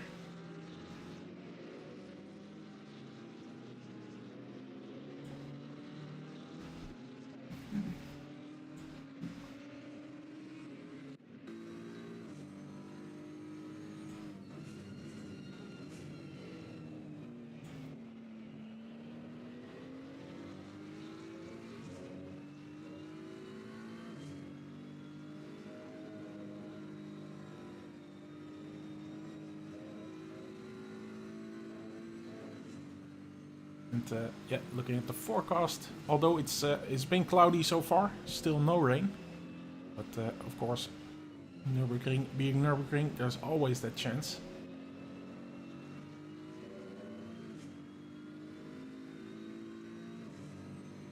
Yeah, I'm gonna switch to Sukhanov, as I know that he has some fans in the chat, and he's about to overtake Golotovskis. Yes, there he is. And there is also the overtake.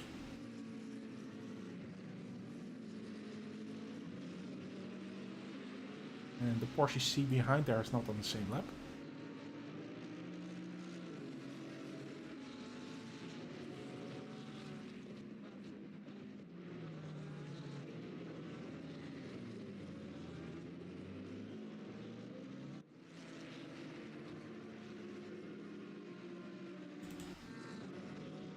Katsunkaya, not too far behind Kunkel, but of course they still have to come in for their penalty.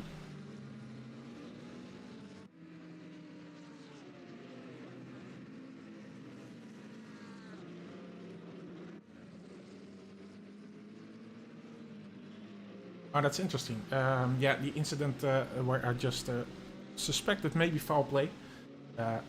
To do a total rehabilitation there for the number 110 car, because they had so much damage that they were not able to control the car. Steering wheel was upside down, and therefore no intention to take the 100 out on purpose. So a full and complete rehabilitation for that car.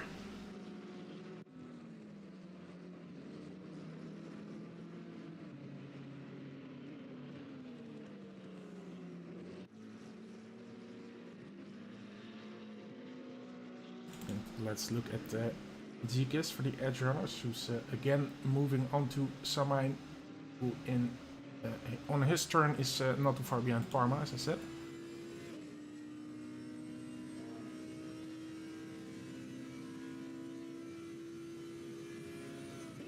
You see Samijn taking a look.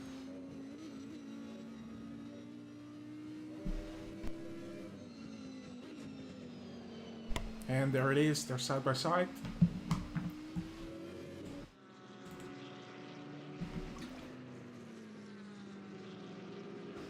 Let's see how this ends. Samijn, of course, on the inside, but Parma could be able to cross over here. It does look good for Christophe Samijn. Yeah, he's probably able to make this move stick, but then there's Zikis not far behind, and David Hill also coming in within a second of Zikis. So still ever so close here. And Samijn also having a perfect recovery race as Bert Peters alluded to. Car 75 car says, what a hero. Yeah, not sure what you're talking about, but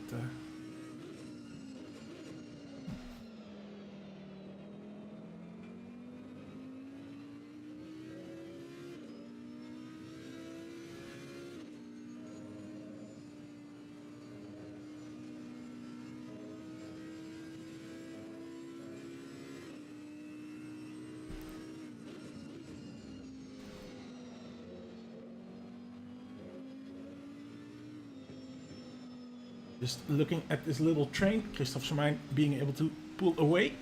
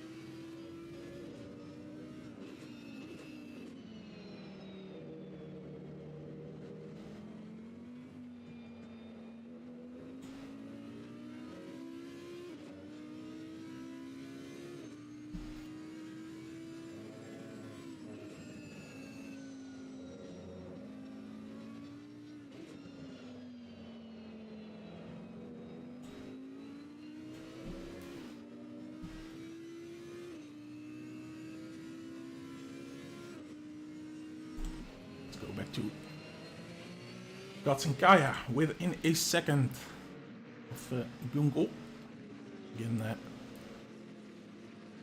they do have that 10-second penalty.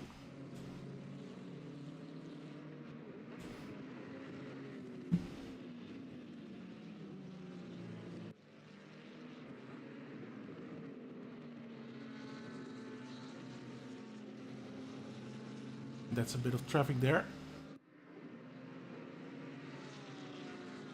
And he himself is traffic for the DC-SimRacing car here. The 1-on-2 car of Christophe Samijn.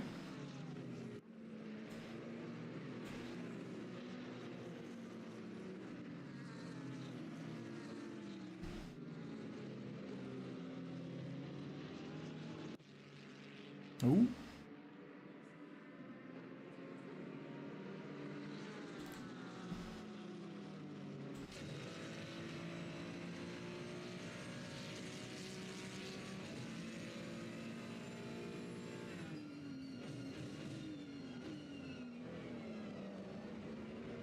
Oh, so yeah, David Hill is making his move there on Zikas.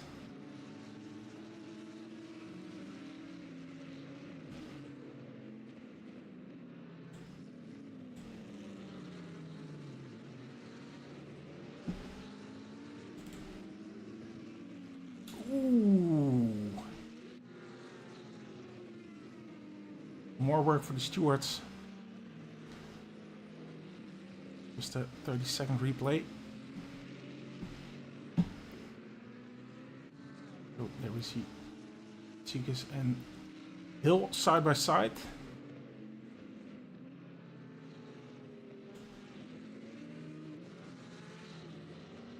Johnny moving up.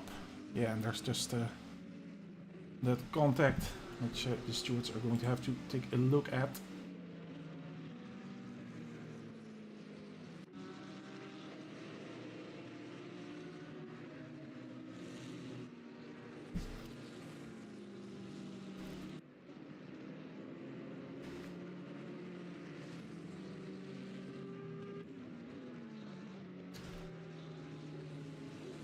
What's going on there? It looks like a wide move. Moving really wide. And is he waiting for Zikas? I'm not sure.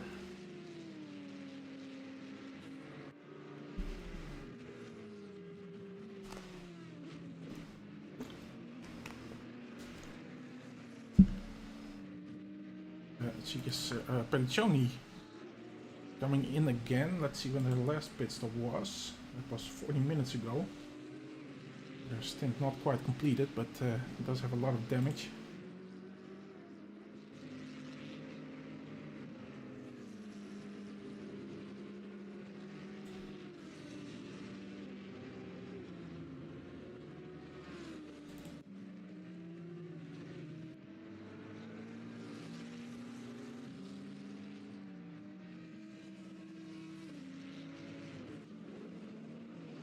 As we see Wieneman making his move on Kvist.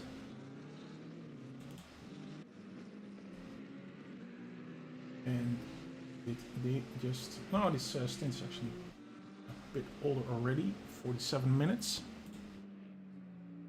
So kind of wondering if they just came off the pit, but not really time yet for pit stops, I would say.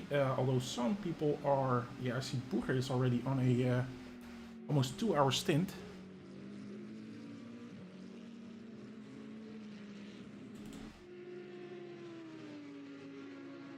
I would almost say that that is not correct, but Rossi is now on a 1 hour and 2 minute stint. Osmanov almost 1 hour and 10 minutes. So these guys are definitely coming in soon.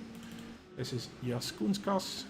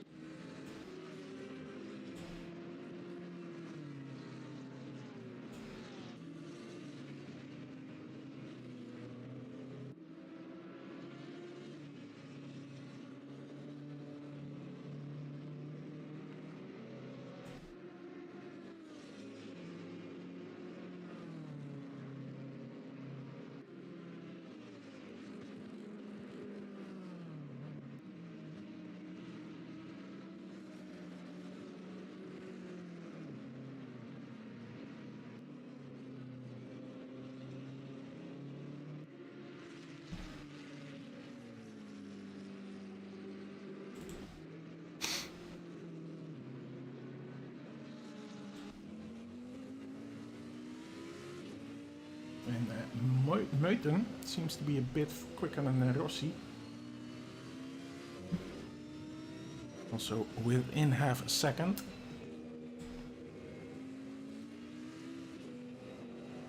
And Ecstatic SimRacer is getting ready for a stint, so he's about to take over that AMG, currently in the 16th position.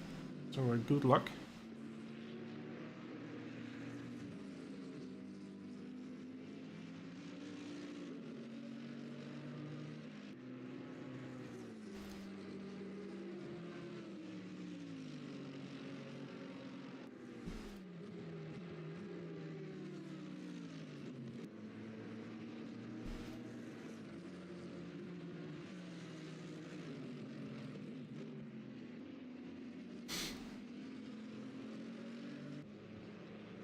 Let's jump back to... Let's do a quick replay here, because I see Parma going way wide there. And David Hill being able to overtake him here.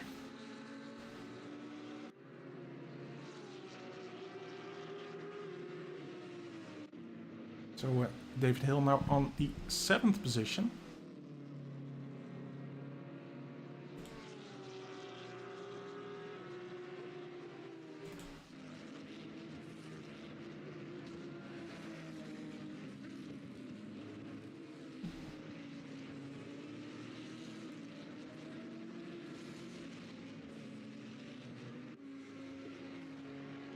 As Meuten is able to make his move there on Rossi.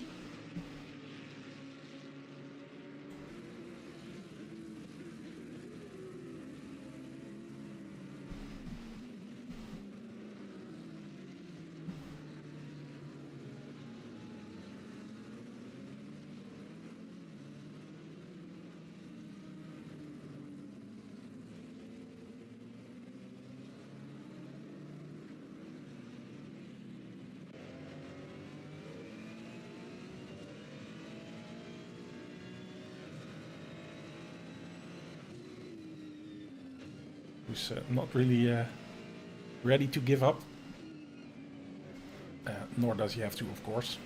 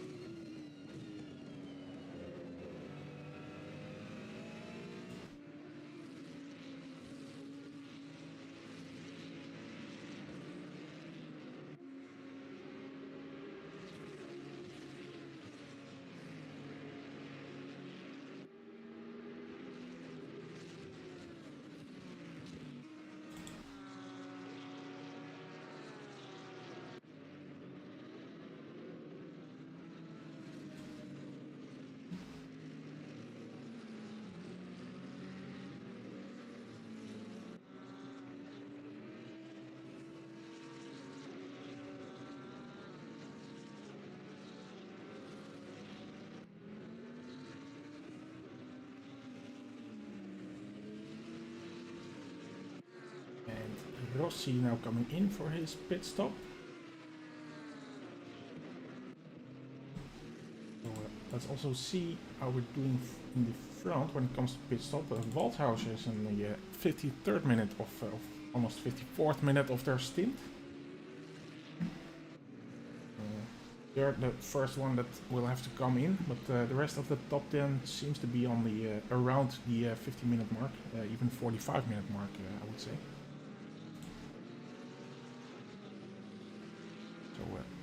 The 6-9 car being a bit out of sync with the rest of the top 10.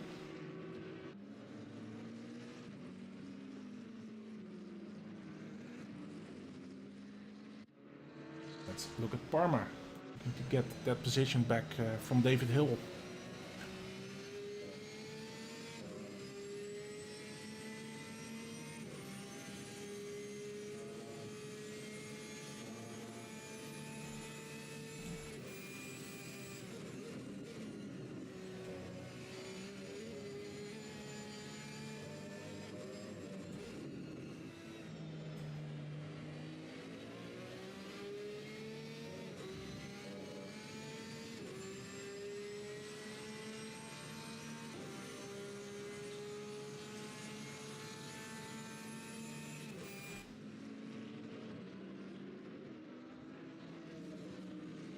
See Mock coming in.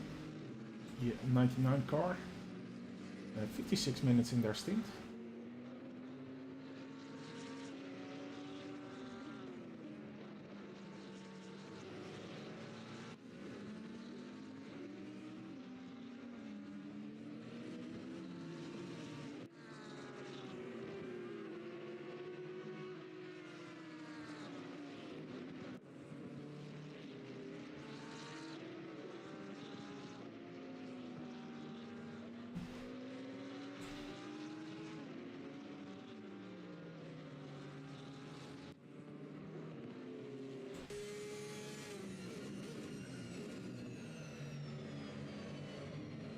Still putting up that pressure on David Hill. And again, David Hill was able to take advantage of Parma moving wide or going wide a few laps ago. But, this fight absolutely not over yet.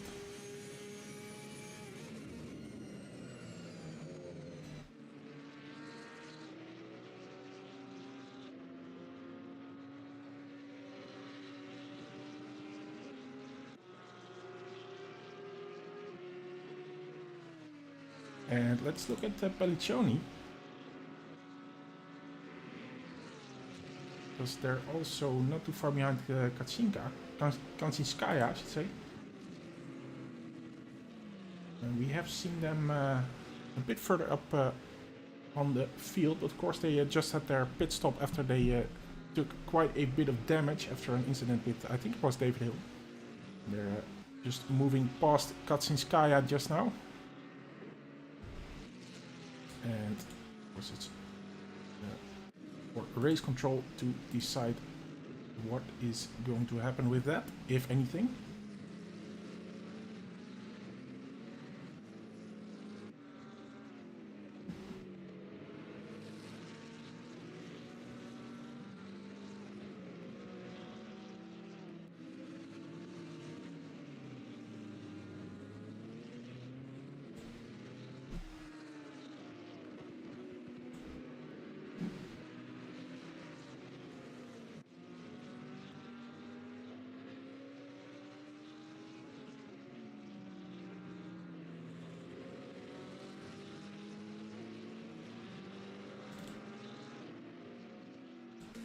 Driving along with Wiedemann. Wiedemann, without an R.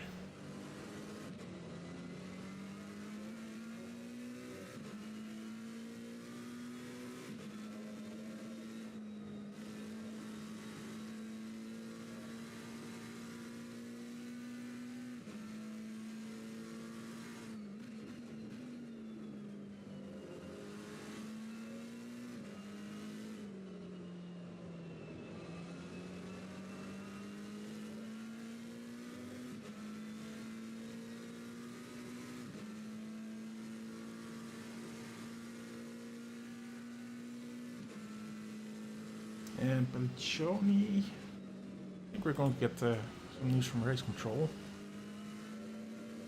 about that little incident, because we see a 15-second penalty there.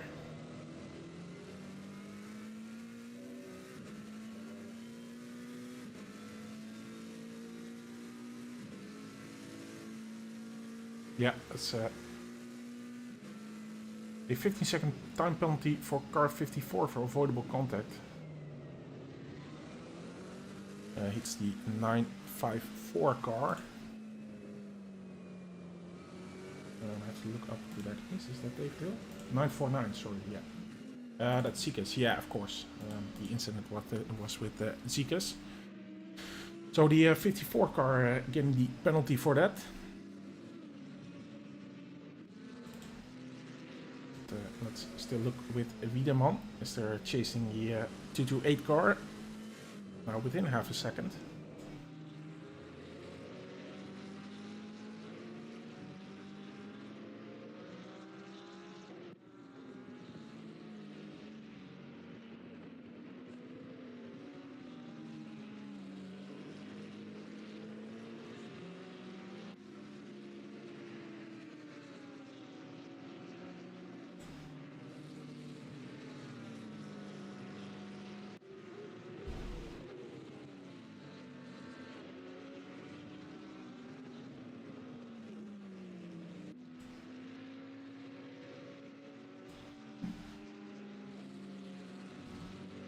He makes that move.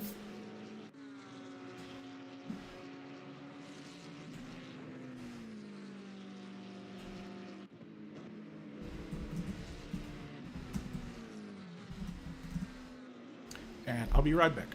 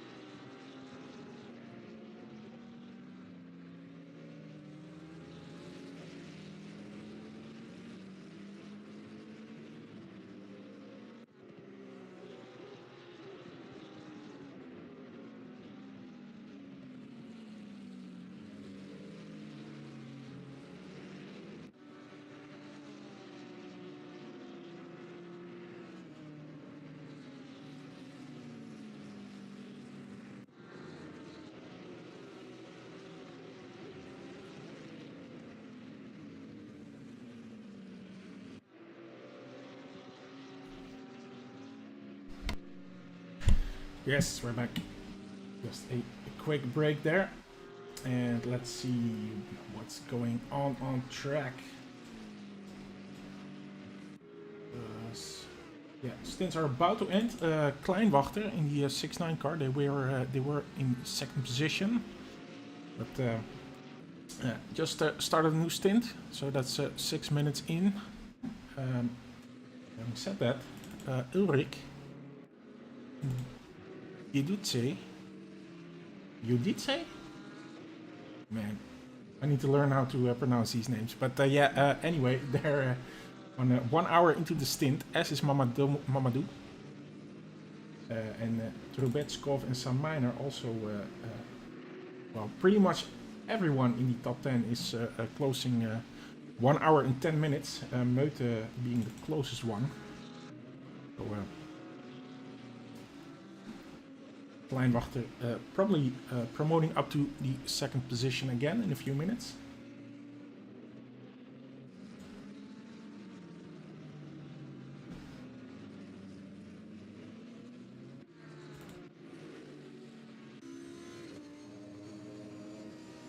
And Mamadou being chased by Trubetskov and Samain. Again, going to be interesting to see. I'm going to make a little note here, because I think before P1 it was the 41 car in the third position. And the 6-9 car actually was able to infiltrate the top 3.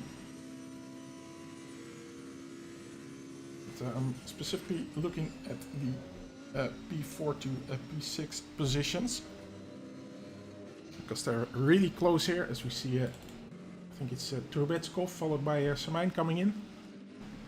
So, let's see if the how the order will be. Currently 4-1-6-9-6. Not 6-8, of course. Samain also coming in 1-1-2.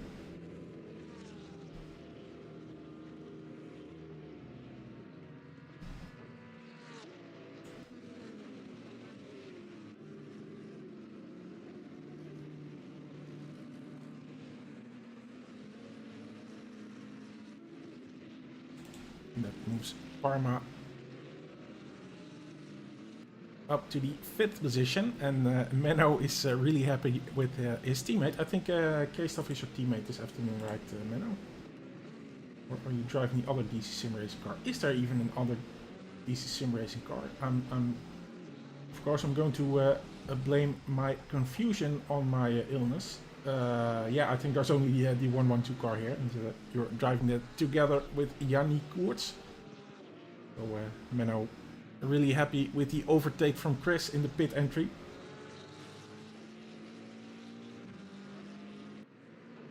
And Frits Entje is also enthusiastic about that.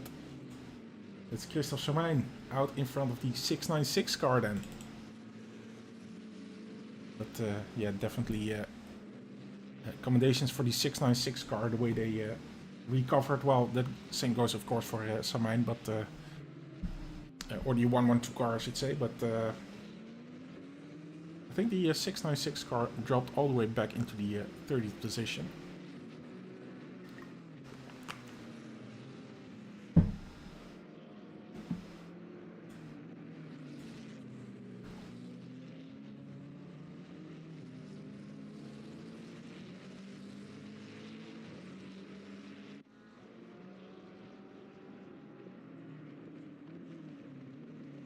It's Borshakov who's taken over the wheel. Joey Tyson's having taken over the wheel from Christoph Samain.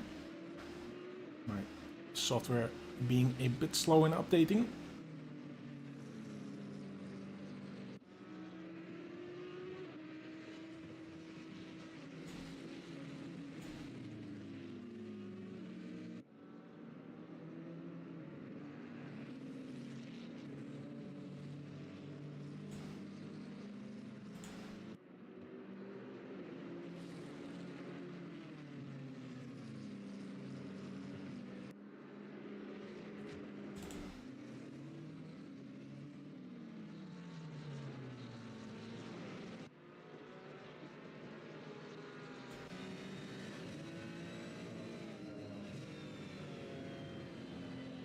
Ah, this is, yeah, I was a bit confused there. That's not for position.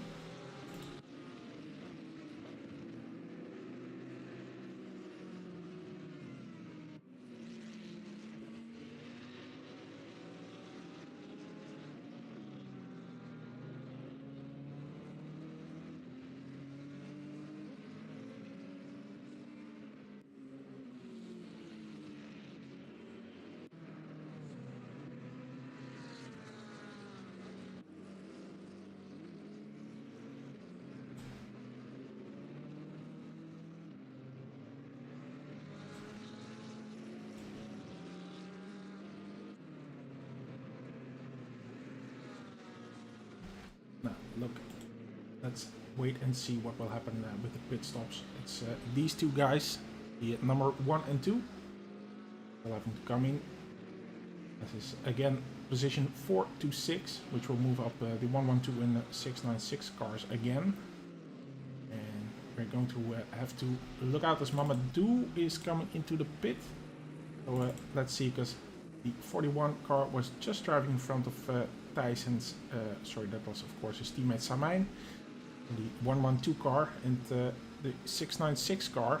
So we will want to see where the 41 car comes out.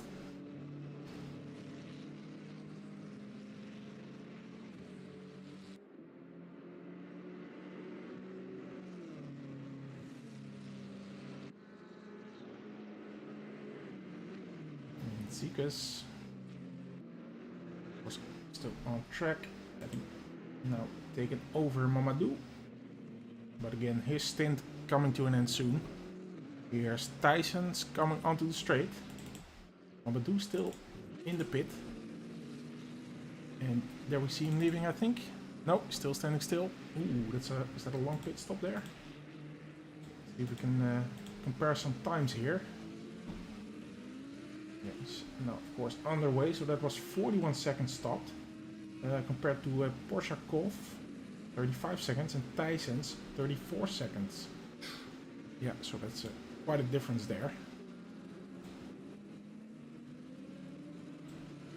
If you guys know what the fuel tank sizes are, and if that's yeah, a factor in this, then yeah, just shout out, because it'd be interesting to know that. But yeah, so there it is, Tyson's coming out in front of that little pit stop battle.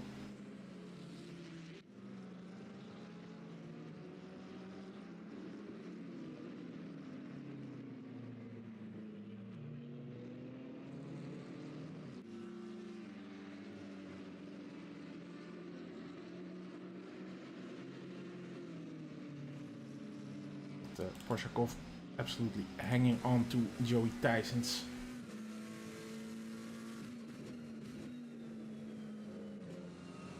I'm gonna jump to the 100 car, who's chasing Prijs.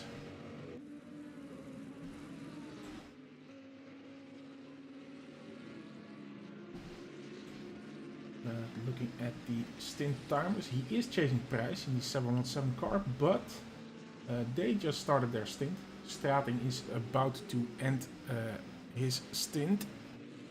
The 100 car. So kind of expecting him to come in this lap. Made up 14 positions from the start. Not having a bad race at all.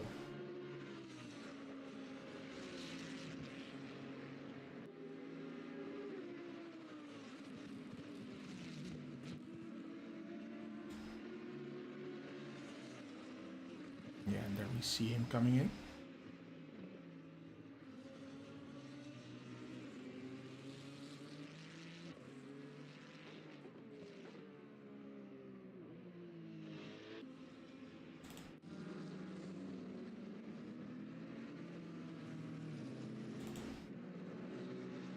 Well, let's refocus on Tyson's Porshakov.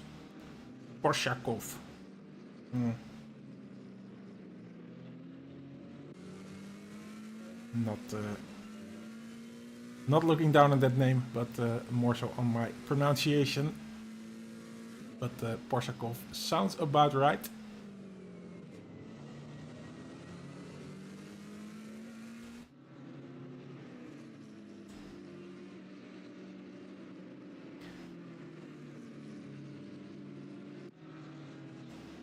Yeah, and let me just tell you guys that we have another prologue for the 24-hour race for wishes that we have on the 2nd and 3rd December. Of course, yeah, I definitely want you to know about that. Still places available for that one. But we're also having a prologue for that. Just a 2.4-hour race on Spa-Francorchamps, of course, the same track that we're going to use for the 24-hour race. Yeah, as I say, 2.4 hours just to prepare yourself for the well, that big race weekend. 24 hours. It's going to be massive, and yeah, we're raising money for Make-A-Wish Foundation.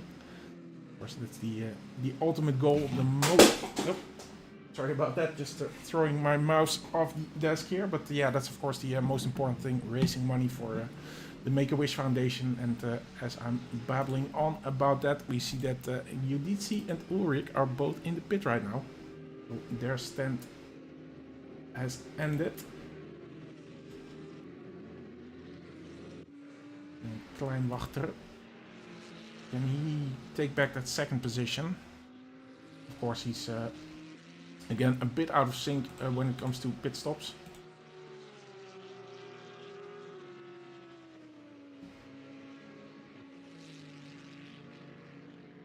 Yes, and there he is. There's the second position. GT3.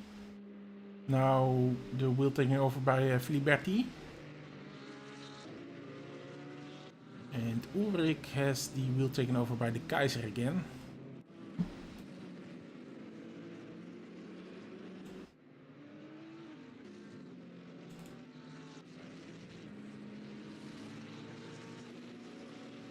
Which moves up Thijsens and Porshakov. And the stints are now all pretty much reset. So on for another good 15 minutes, maybe a bit more. Kleinwachter will be probably the first one to come in again. And that means that I am also going to take another little break. See you guys in a minute.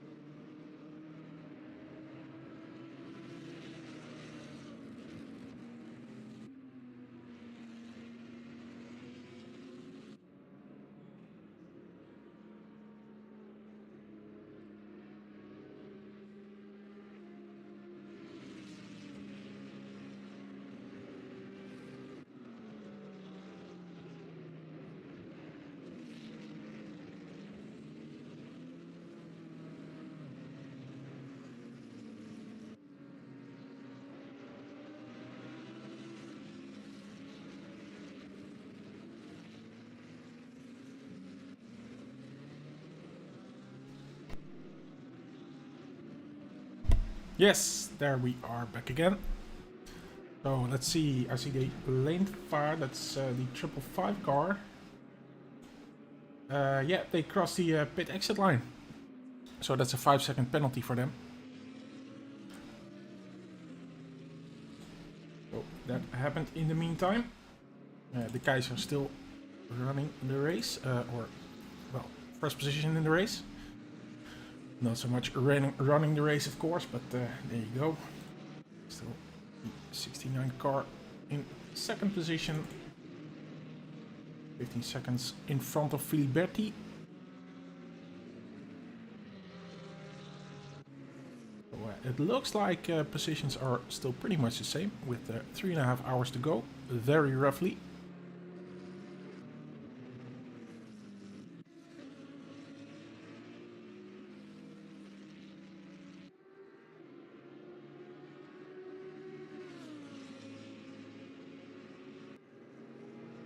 Just moving through the field a bit. Reis moving his way through traffic.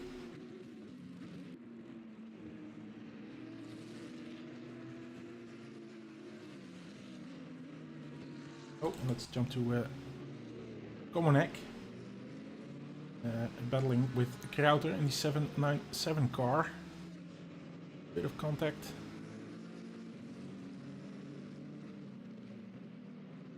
Still side by side here.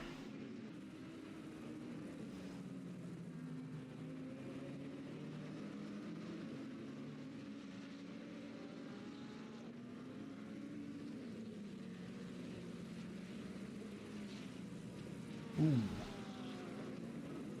And now CCS also making himself known in that battle. So Komanek making the move on Krauter, but might lose another position himself. Looks like he's able to recover.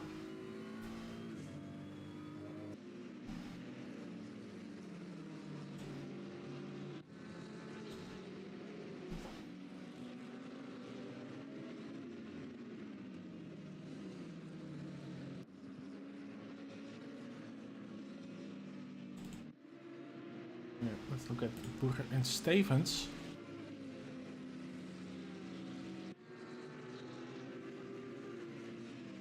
Stevens being the yellow Ferrari. Having a look on that Audi car, and there's a bit of traffic behind them.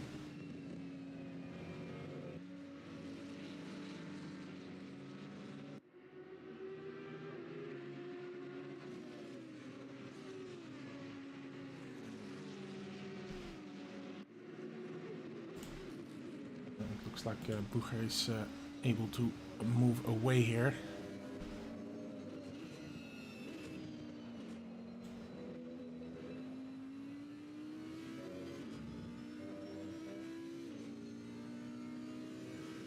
Svenček.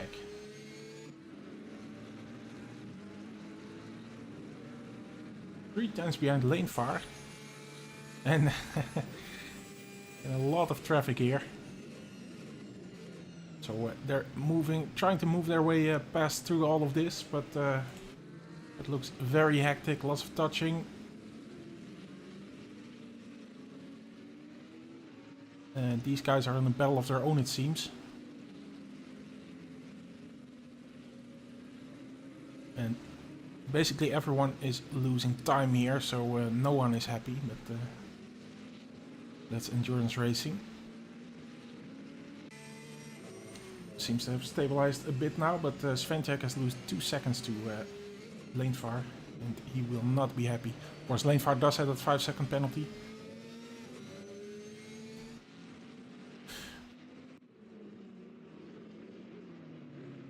So after this pit stop, if nothing goes wrong for the 68 machine, they will move past Lanefar.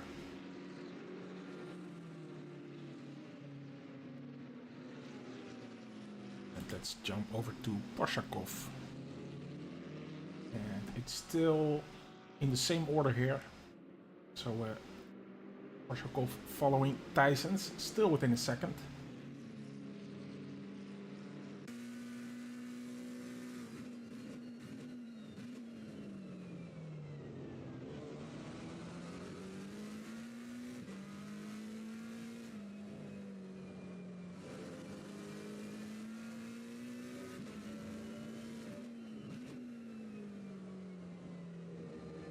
Joey having to navigate his way past some traffic there.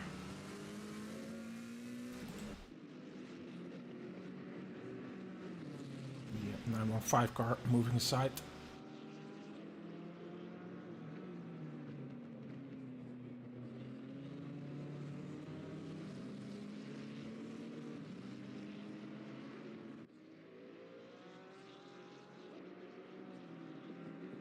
And Poshakov announcing himself to be there and that he's going to make a move, and he does.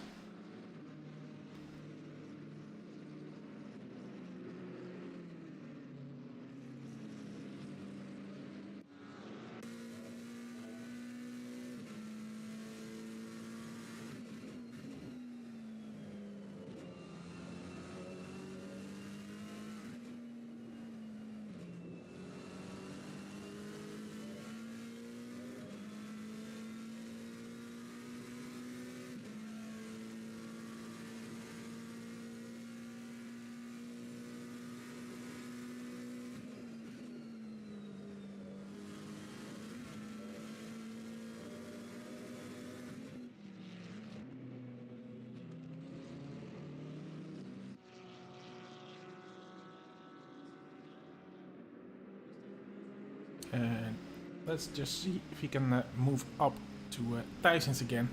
Of course, passing him will be another matter, but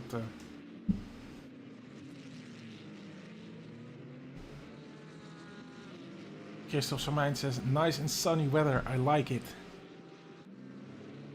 I'm looking outside and I'm absolutely sure that, of course, you're in Belgium, and of course, you must not be talking about the weather that we're currently having. I'm not too far away from Belgium myself, so yeah, so far the weather isn't too bad. And as you say, the sun, as my fellow commentator John Wright always says, the sun has put his hat on. So no more overcast weather currently.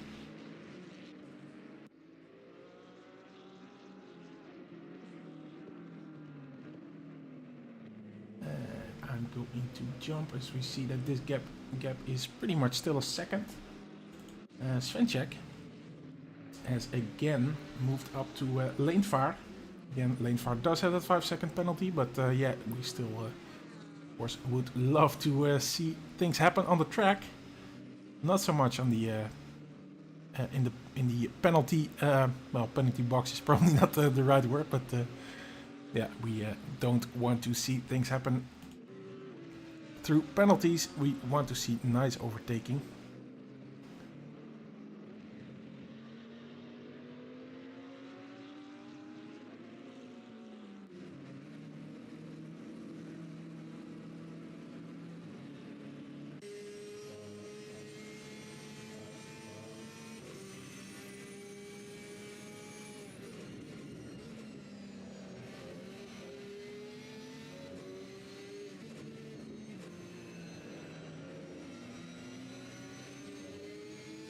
Lining himself up nicely here.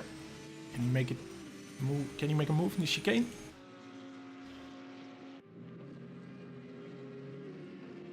I might be waiting for the start-finish straight if he can keep close here.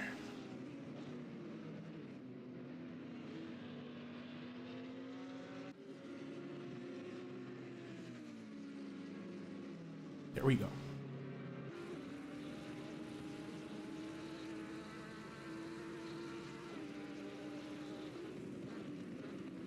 No, not just yet. Doesn't really have to do anything silly. We're just biding his time.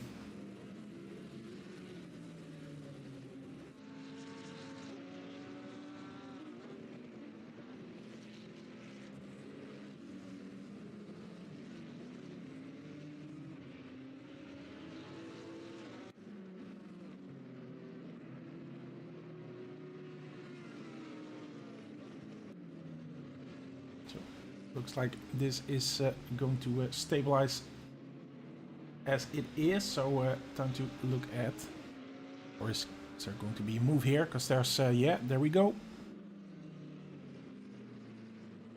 And makes the move even before they arrive at the hairpin. But let's move to Wiedemeyer really quick. Because they are within 2/10 of Bucher in the 310 machine.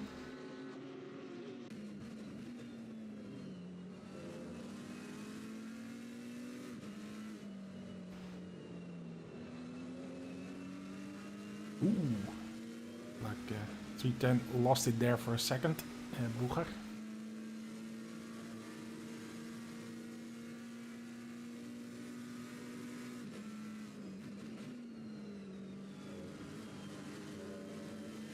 Ooh.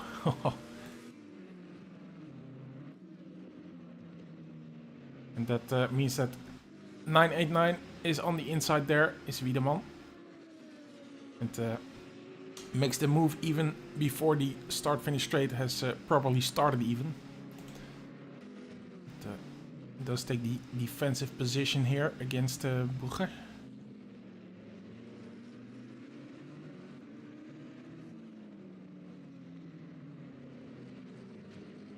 And that means that the 989 car is now back to the 14th position.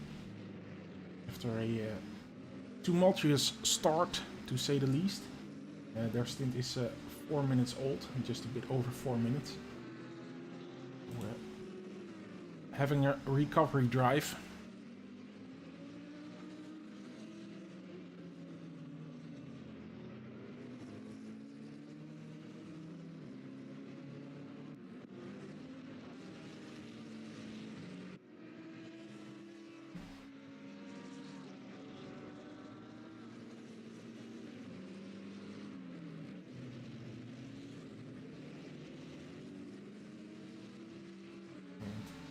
Bertie. Yeah, last lap 1:57.9. I think that was the quickest lap of their stint. Of course, this car also has the quickest lap of the race with 1:54.1. Done by their teammate.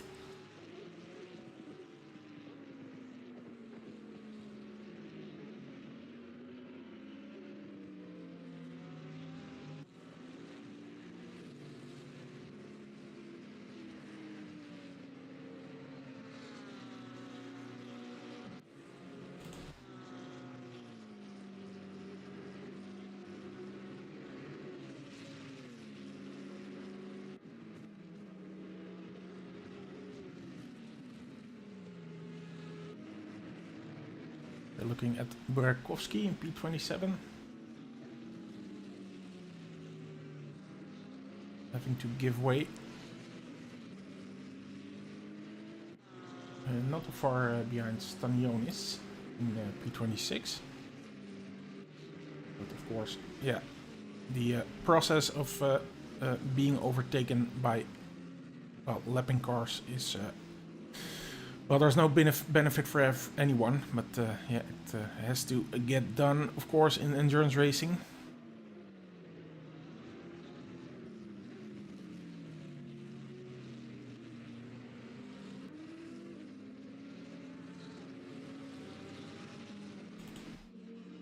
And now see Prijs moving up to Van Wezel.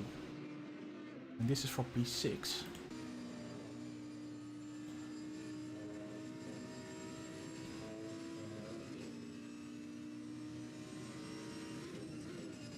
Seems a bit quicker. 1:55.4 last lap. Van Wezel doing 1:57.9. So it seems like this is going to happen.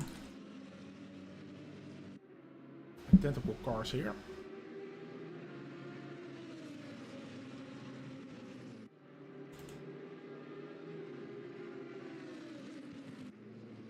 Nice defensive line from Van Wezel.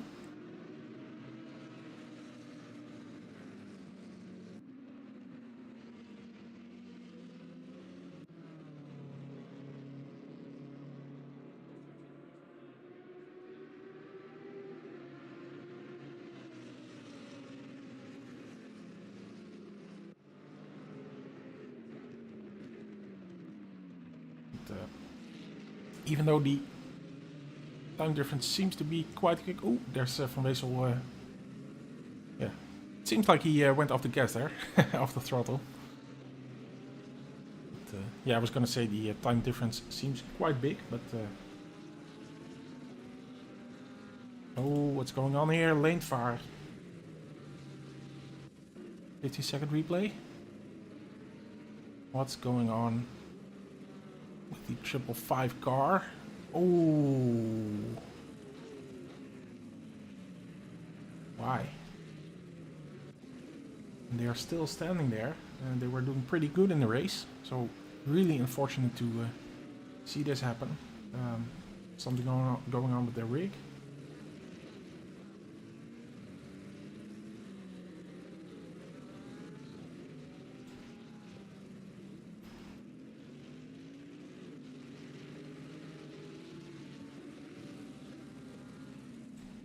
I'm not sure, but sad to see that happen.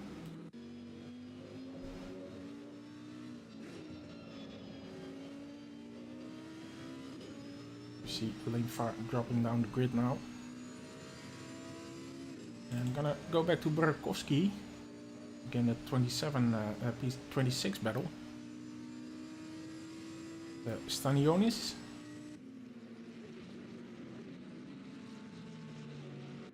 And can he make his move here?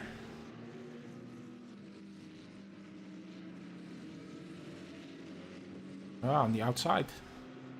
Interesting, on towards the chicane. Leaving each other plenty of space, and as I said that they get a slight touch. Just a little love tap.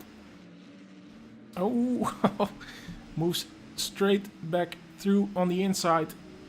Does Stanionis. So still side by side, not anymore, but and we see another car that's not on the same lap here. So Burakovsky having to back out of that, but well, definitely made himself known there. And that's the 197 car that we see there. That's in the 31st position. Is a lap behind this car. Flashing his lights now, but yeah, 463 will definitely want to get his head down and move back to Stanionis.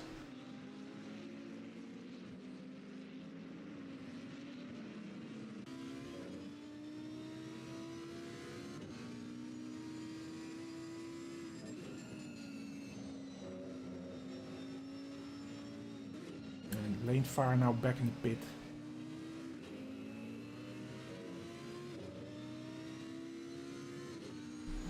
So I can only assume that that's, well, let's call it mechanical failure. Meaning, of course, his PC or rig being having some kind of malfunction. But of course, that's all an assumption.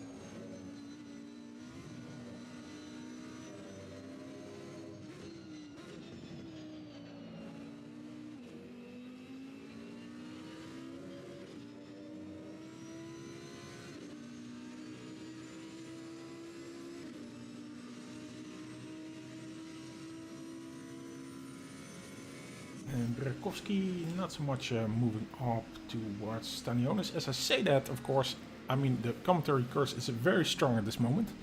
As I said that, he breaks himself within 3/10, but very much getting closer now.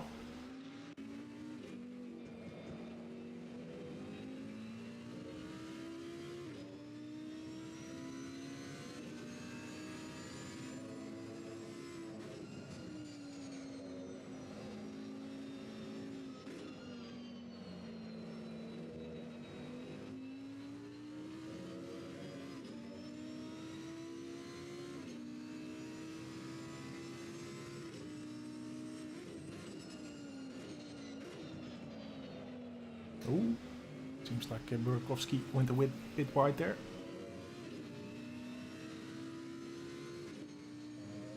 I see Hakuna, in the number 4 car, is in the pit. Is that a regular pit stop? Yeah, I think it is. 56 minutes into the stint.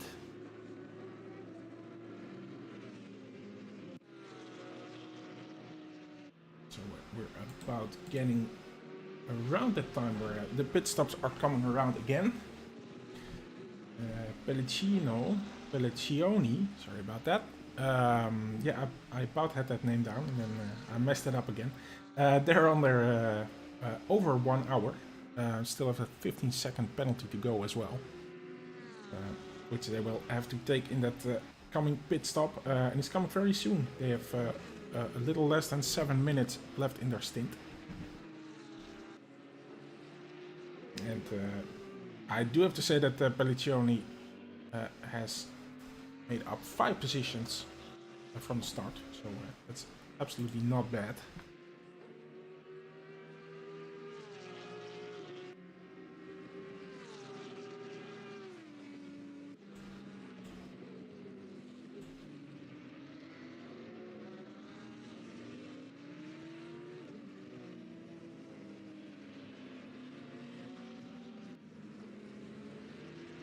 So 90 laps done now by the leader.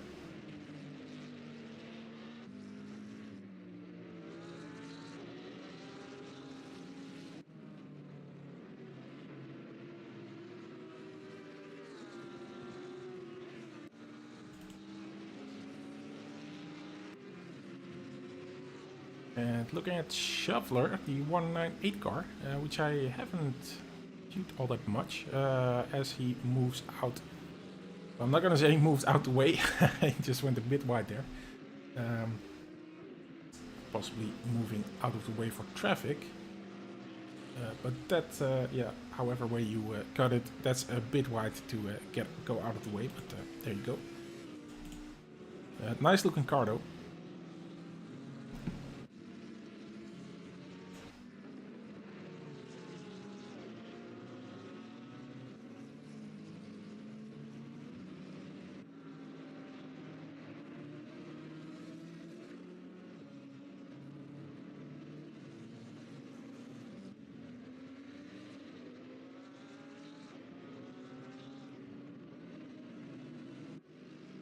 And again to Burakovsky.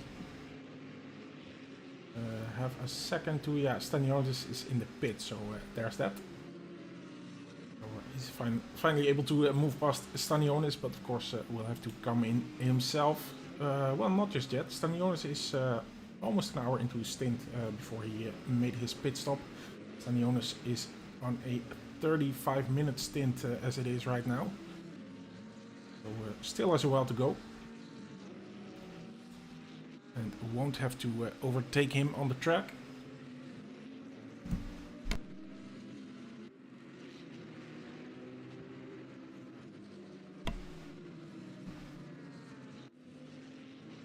Let's see, Lavrov on Stevens.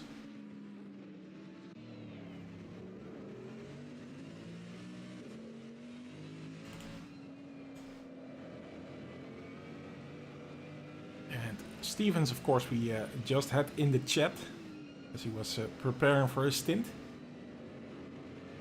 Still very nice in that 17th position and looking to get, or sorry, 18th position and looking to get past Stevens here. Yeah, because it's Lavrov, of course, who was in the chat, not Stevens. He's flashing his lights, but yeah, of course, that doesn't mean anything on its own. This is for position, so of course Stevens absolutely does not have to be intimidated by that. But it can be a warning that, okay, I'm going to make a move, which he does, but it shouldn't be a dive bomb. And it looks like a good move. Able to make the corner and, yeah, nicely done, I say. So that single AMG on track currently. And, yeah, I have to say, I've said it before, I'll say it again. When it comes to GT3 racing, I always think of this particular car. But yeah, that's just me. But it's nice to see it have it represented here on track today.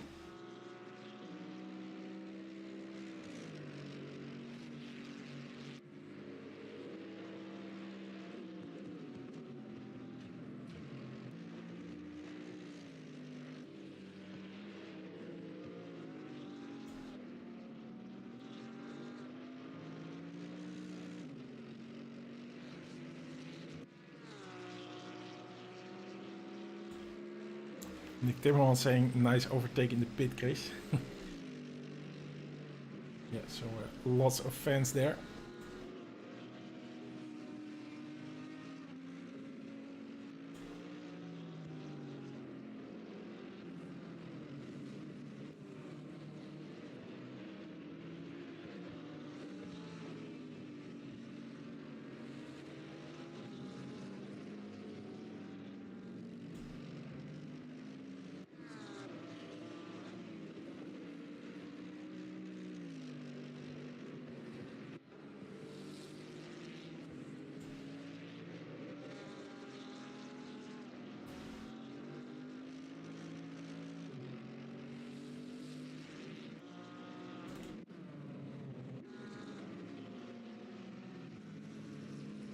Pelliccioni in for that pit stop. That moves up Wiedemann to P11.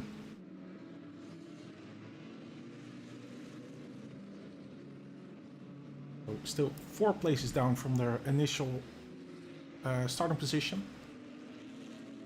But, yeah, doing well to recover so far.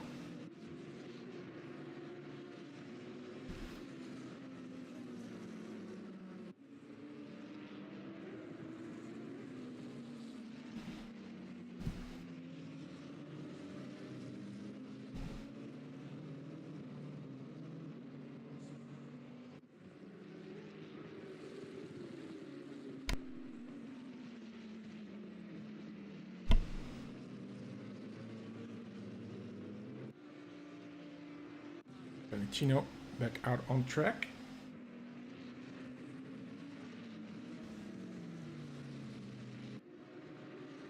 And if my race control is not misleading me, then Pellicino is doing another stint here.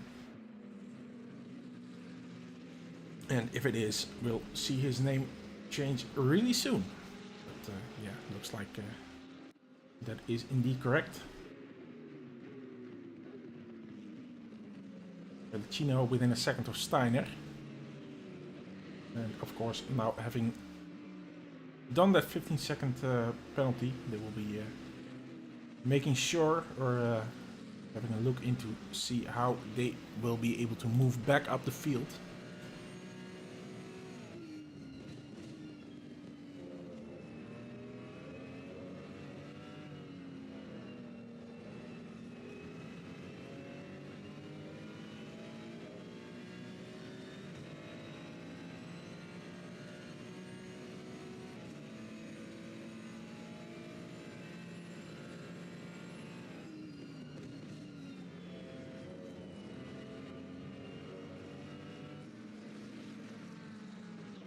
Nope, and there we also see... Yeah, I think that's not on the same lap. Or is it? Yeah, it is. Steiner coming in. So that also moves up Kaczynska. Kaczynskaya.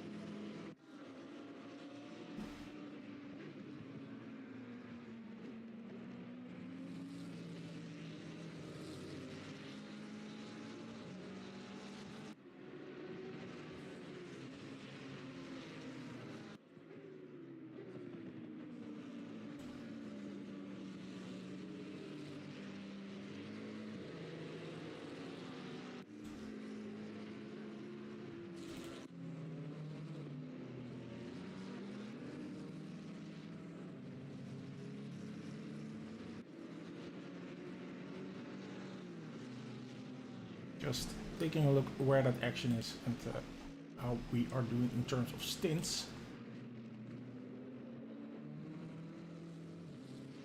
Of course, Kleinwachter being the first to come in soon.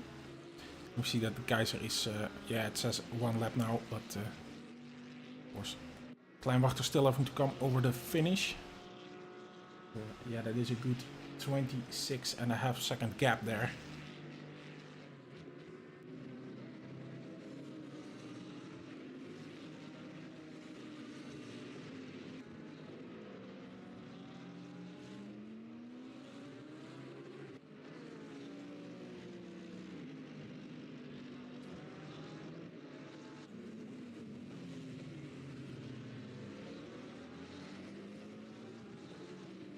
Gaps are quite big for the top 4.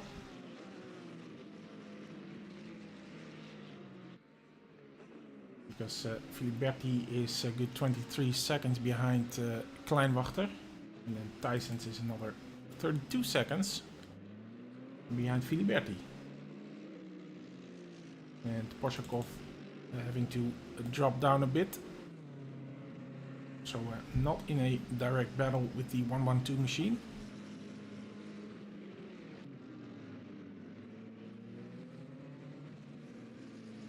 And we're just over the 3-hour mark. Let's just do a little walk down the grid, shall we? With Parijs in 6th position.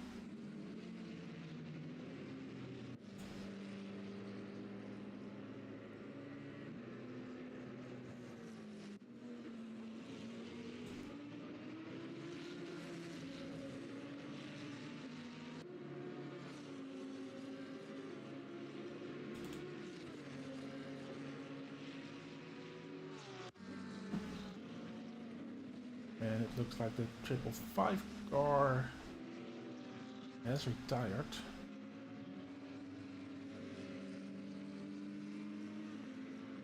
That was David Hill and Leentvaart. So that's really unfortunate because they were doing really well.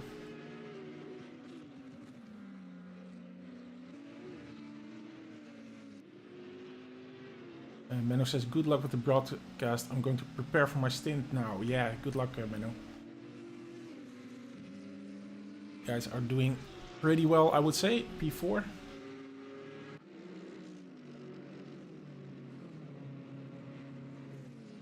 And, as Menno says, the stints are coming to an end soon.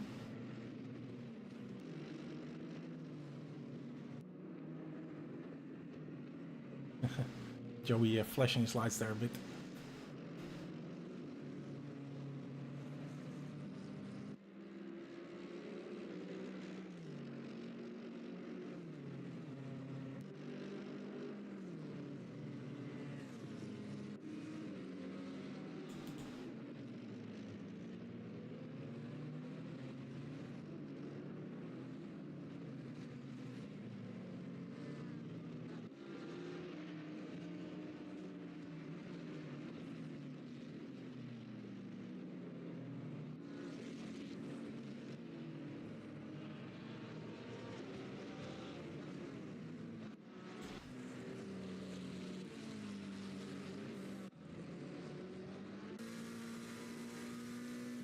And Di Candia, not too far behind the 777 car here.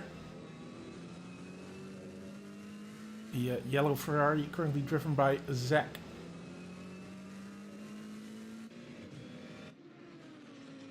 Or it's more of a red Ferrari, of course, but there you go. Or is it a yellow Ferrari? Who knows? I'm not gonna do a poll on that.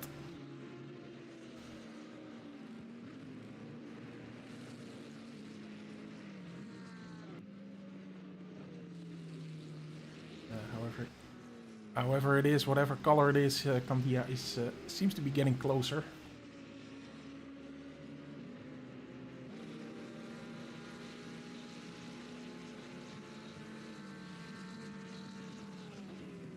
Oh yeah, and there we go. Candia already making his move there.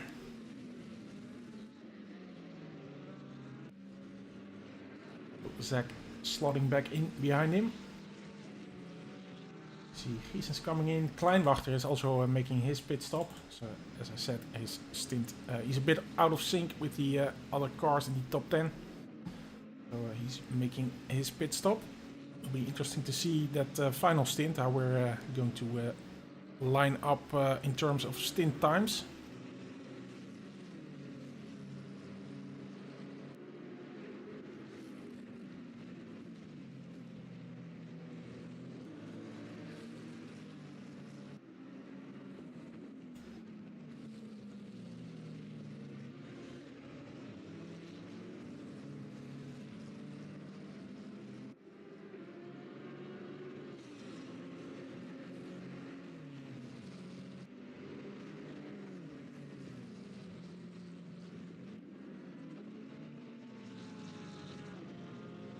And the guys are now having a good 52-second gap to the 333 machine.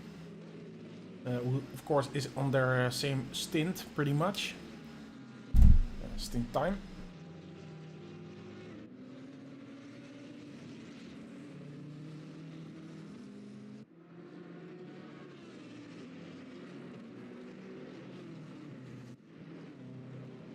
And Waldhauser having now taken over the 69 car. Sorry. Yeah. Kleinwachter was driving it in the previous stint.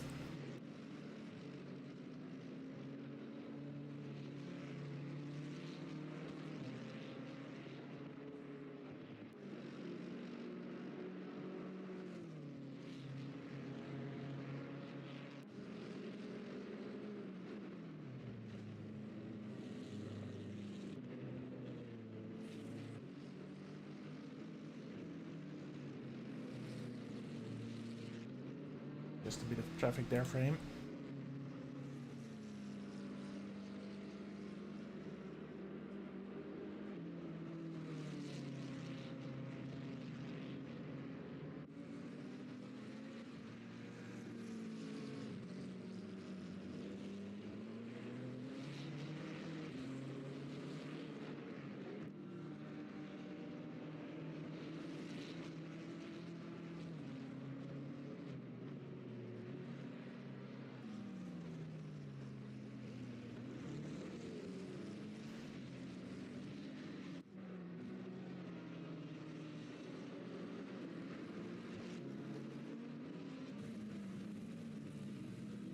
So far the 51 car, well, really has the race in hand.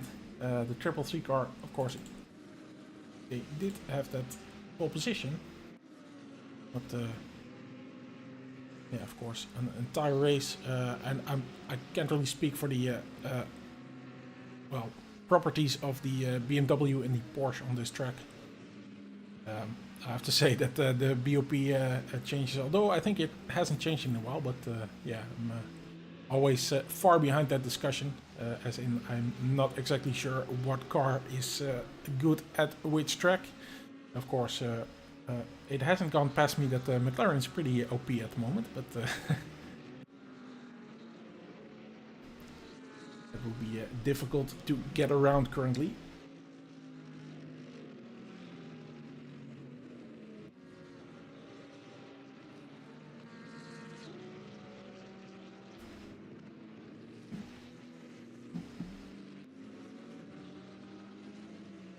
Let's look at Katsinskaya, because he's just behind Stevens.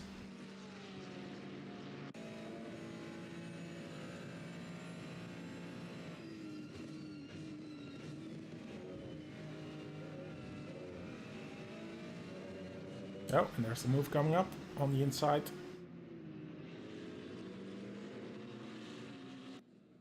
Ooh, and that's slidey there. You have to get a good exit there. It looks good, but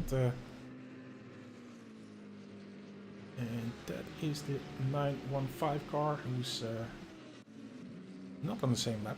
25th position currently, but he is sticking his nose there in that fight, which he probably shouldn't do. But if you're quicker, of course. We'll have to pull away from the 100 car then.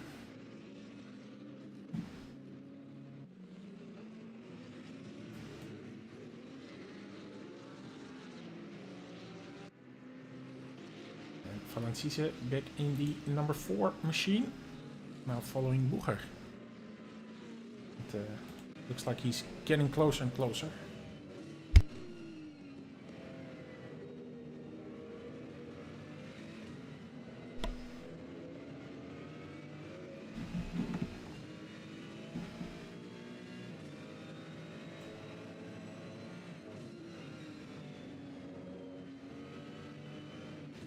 We're waiting for those, well, let's call it the regular stint time cars to come in very soon.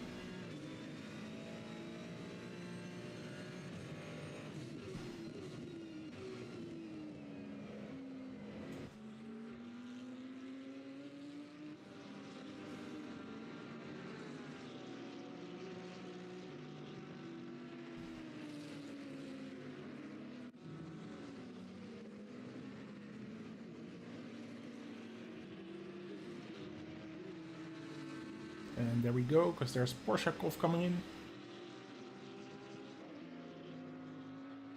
So Waldhauser, who has already come in, is moving up to the 4th position.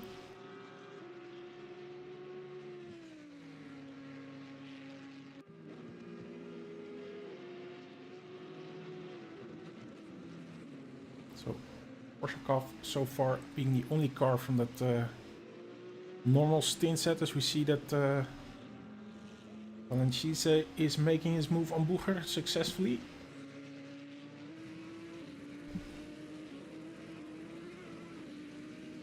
There we see Porshakov. And already having done their pit stop, so Trubetskov is taking over the car.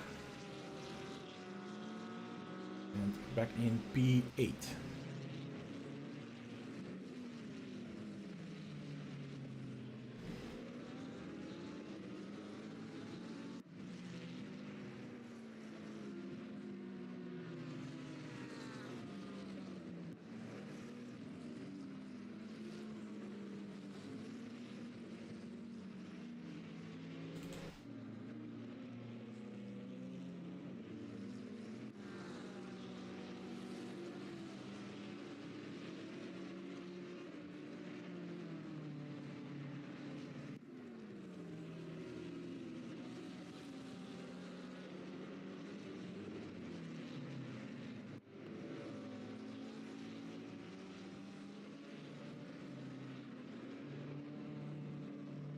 Let's see if the Kaiser comes in on this lap. I would expect so.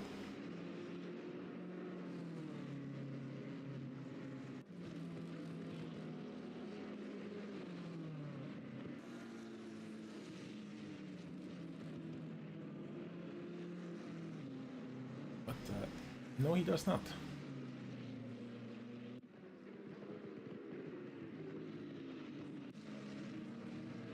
Svenček closely following Van Wezel.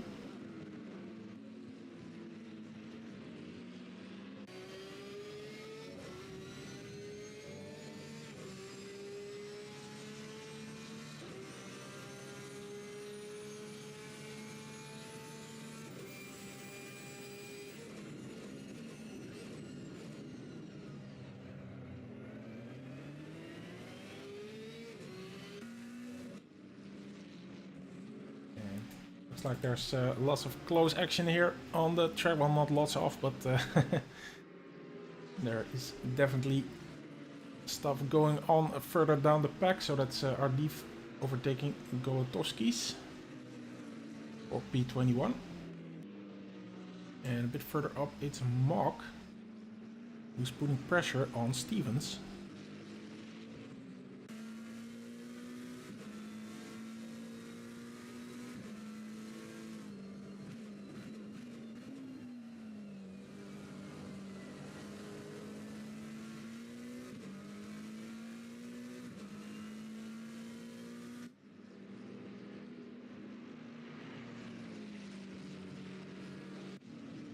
And there's Tyson's coming into the pit, or already in the pit, I should say. Means that, and the Kaiser still going through, but of course quite a distance ahead of Joey Thijsens. Joey Thijsens, of course, going to be replaced by Menno van der Molen.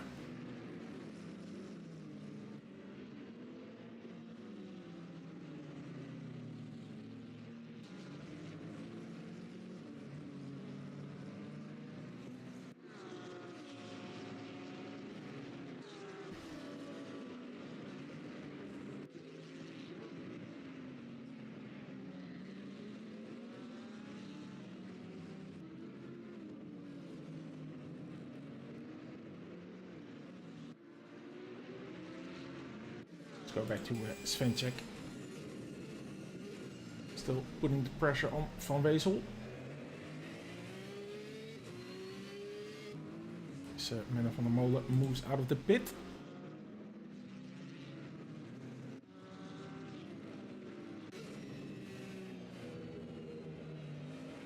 - 926 please. Yes sir.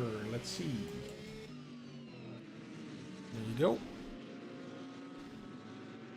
So you have finished your stint there and still running an excellent 18th position.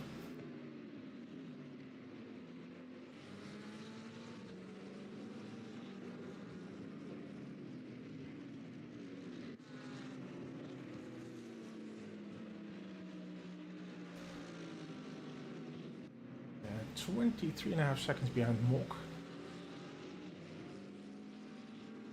That was the battle we were just looking at, and the battle that I'm going to switch back to, because Mok is definitely piling the pressure on Stevens, I should say. And behind them there is a battle that is a few laps ahead of them, so they will also have to see how they can move aside for them. But of course Mok will want to keep, would love to keep the pressure on, but yeah, losing a lot of time here.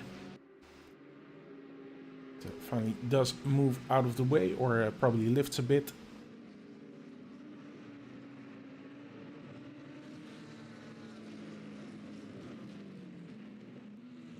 Yeah, and there's also Prijs in the pit.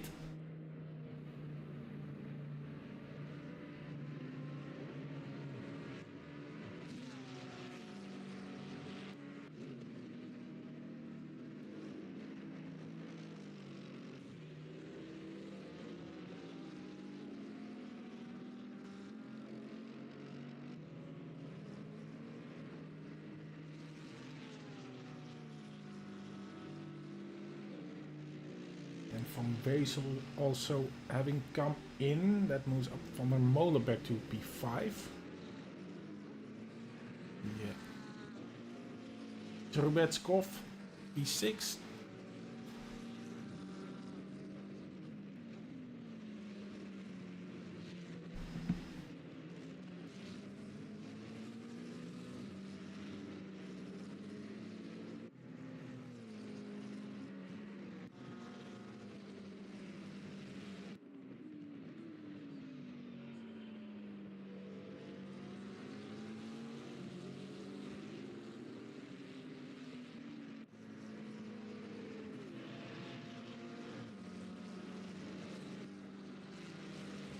Stevens within that second still. But, yeah, with the traffic behind him, yeah, it's of course difficult to keep an attack on, keep the pressure on.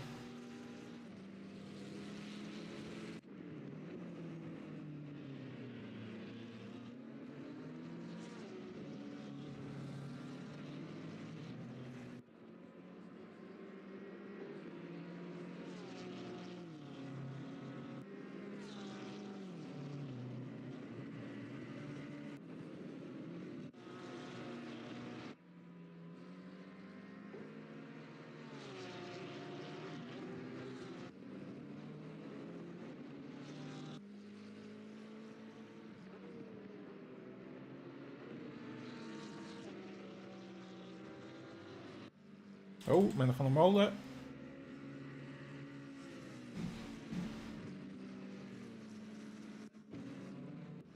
Ooh.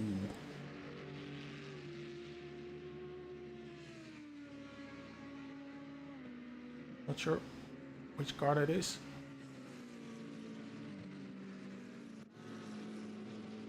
nearly causing a collision there. Very nearly. That's Abraham Jan, who lost his car there and shoved into Menno van der Molen.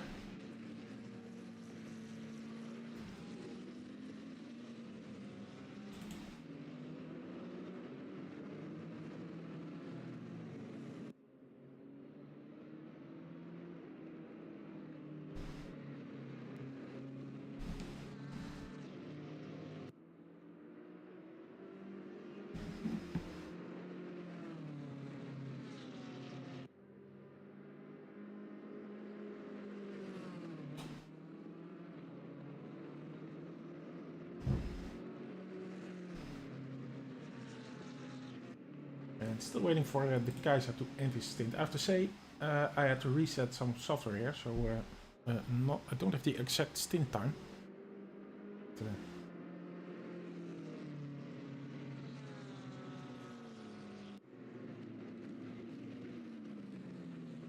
since Van der Molen and Trubetskov have come in pretty recently, I would expect them to come in as well very soon.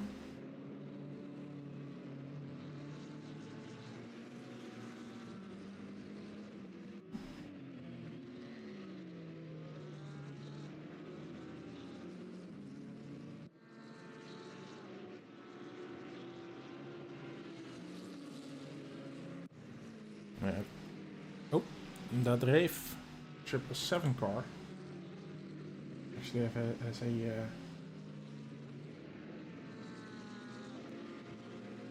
30-second stop and go penalty, but I can't find why exactly that is. But however, Lloyd making his move on Kvist, just behind there. And there we also see that elusive 926 car. Ooh, yikes. Why? What happened there?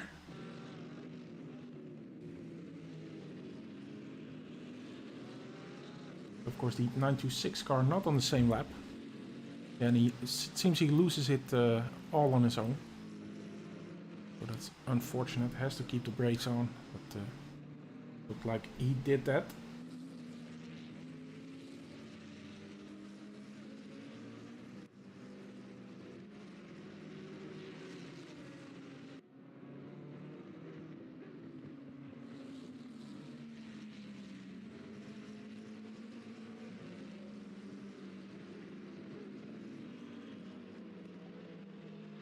And there's also Rosamle coming in for his pit.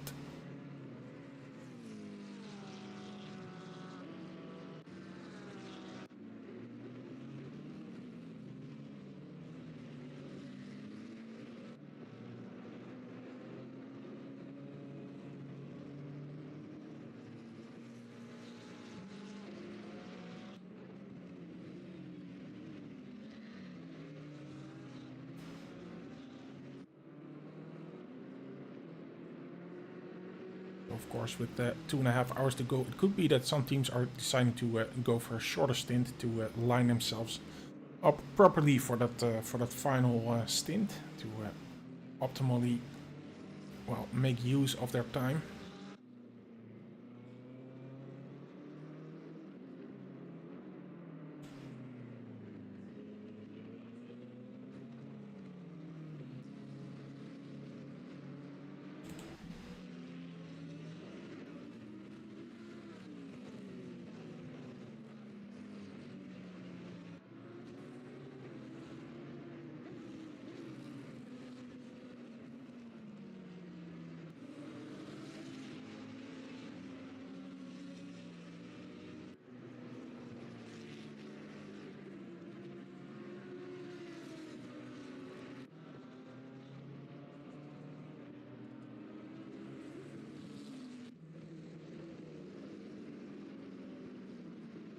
So, Menno van der Molen probably lost the position to the 696 car in that little incident with Abraham Jan.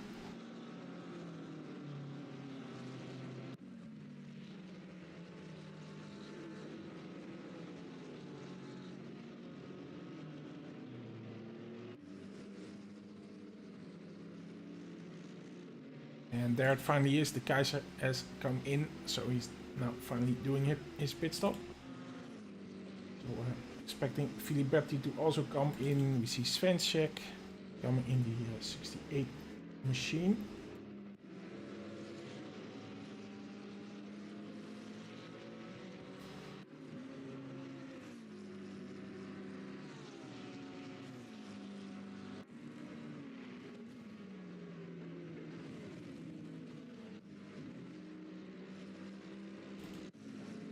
Which means that Trubeskov has been able to move past again.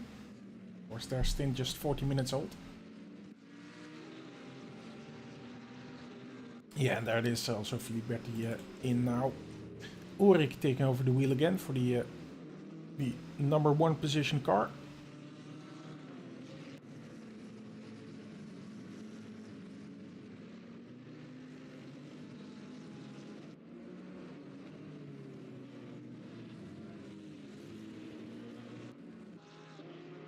And fully expecting Waldhauser to come into the 2nd position again. Filiberti is still standing in the pit. Mola now 6.5 seconds behind the of Trubetskov.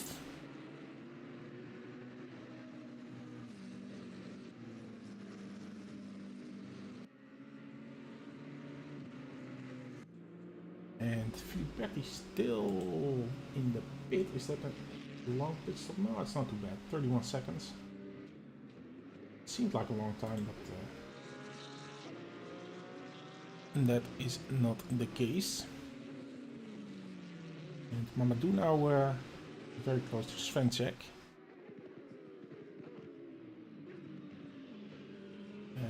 Yeah, Parma I should say, because Parma having taken over the wheel from Svenček.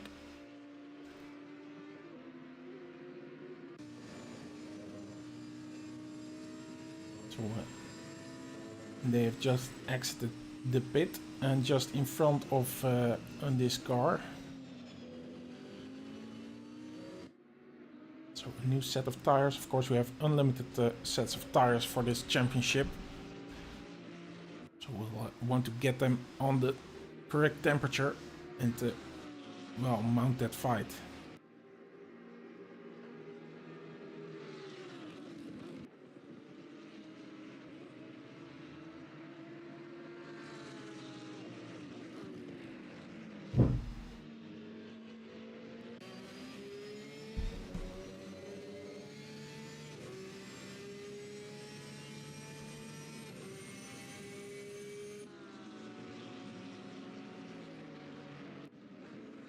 To jump to Lloyd in the 225 machine, chasing Pasquezzo? Yeah.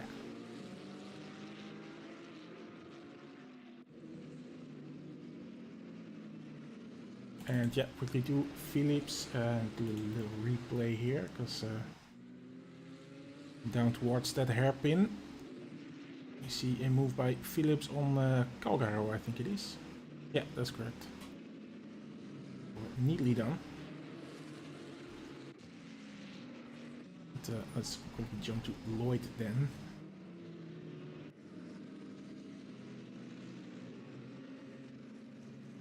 In terms of lap times, yeah. So yeah, there it is.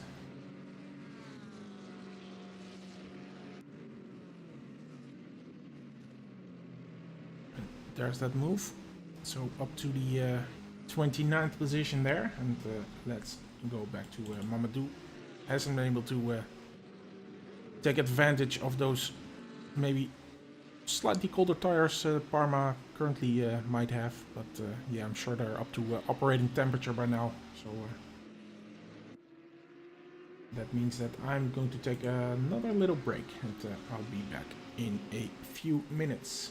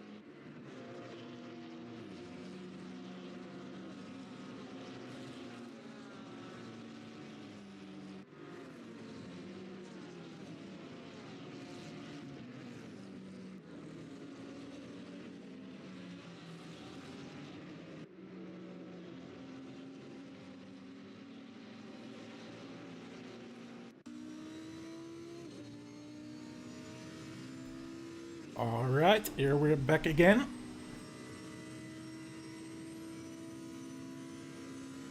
So a little more than 2 hours to go in this race.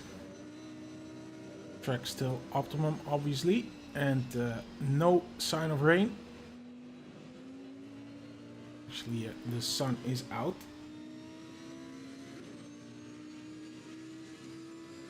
So no changes in the front, I see.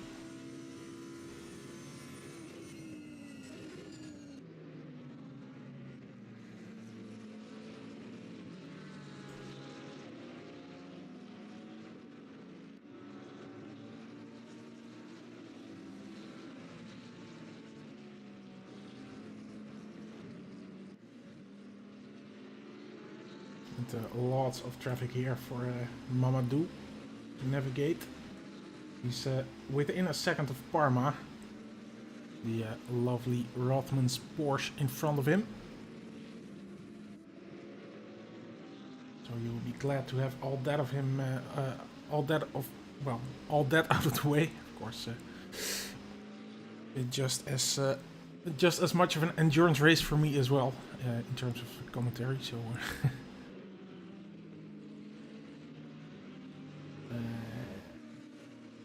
The man coming in after a 47-minute stint.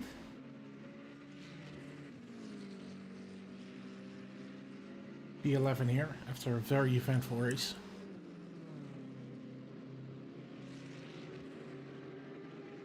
I would say they had a nice recovery drive, even though everything that happened.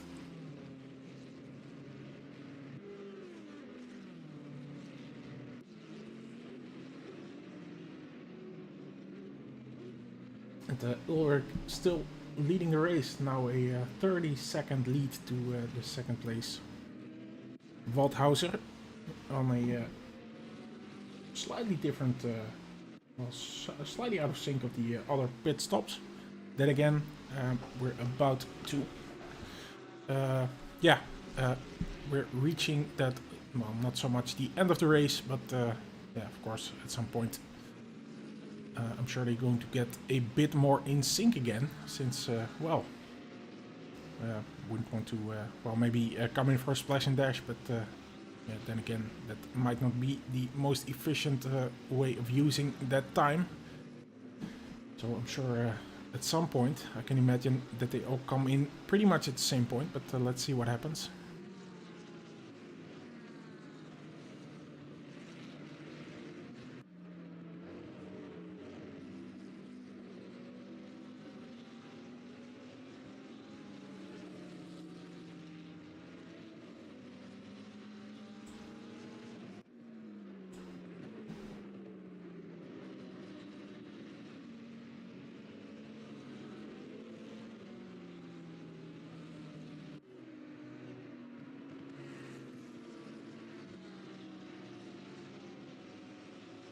Yeah, of course, thinking about that, yeah, they absolutely do come in at the same point, which is probably the finish, but yeah, not entirely what I mean. Let's jump to Mamadou,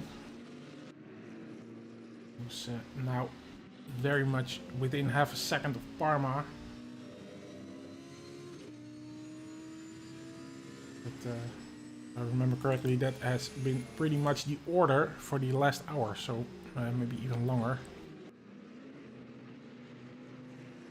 And I see Waldhauser, the 69 car, been given a 15-second penalty.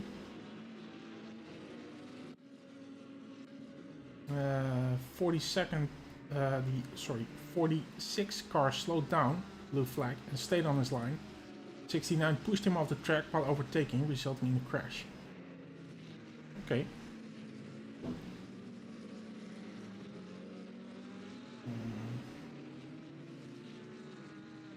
I was looking if I maybe have a replay of that, but I don't seem to have that. Okay, so interesting, but does not change much. Of course, Ballone is 34 seconds behind him. So, well, they could take it. Mender van der Molen now back to a second. We saw them have a little incident with a back marker, where the back marker lost traction and slided into them. He's very much on the attack again.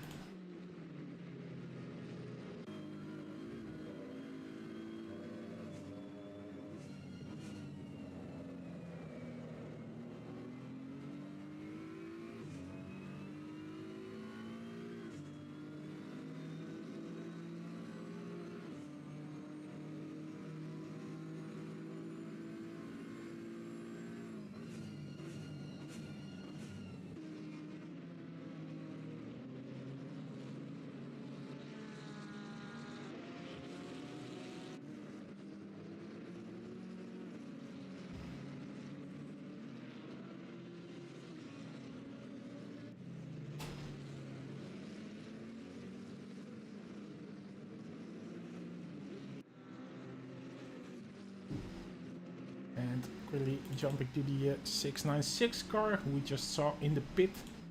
And now just behind Stanionis in the 89 machine. Surely will want to make their move fairly quickly. Seems like excessive defending there from Stanionis, but there you go.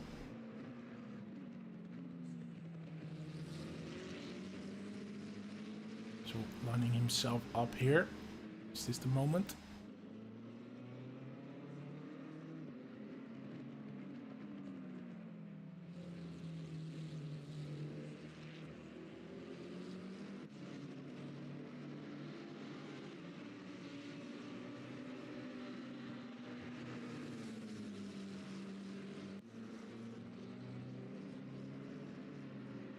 And the car behind them is not on the same lap. Does make his move there, however. Yeah, and that's I have to find out who that is, because yeah, it's P17, so they're in front. That's Ardif. So very much in his right there to make his move, but that means that Philips will have to back off for a while on his attack. And let's quickly jump back to Amanda van der Molen, because you can see really close now.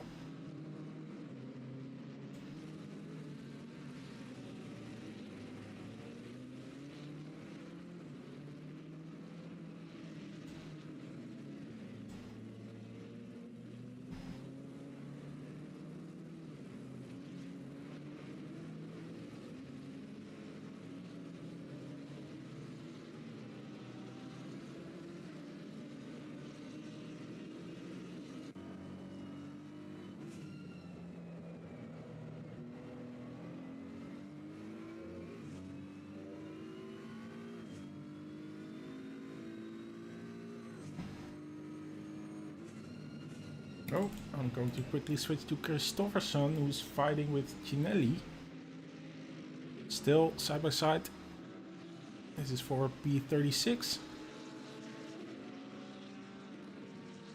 No, that's a bit wide, I think. So Ginelli on the right racing line. Yeah, giving each other space. So Ginelli winning that encounter.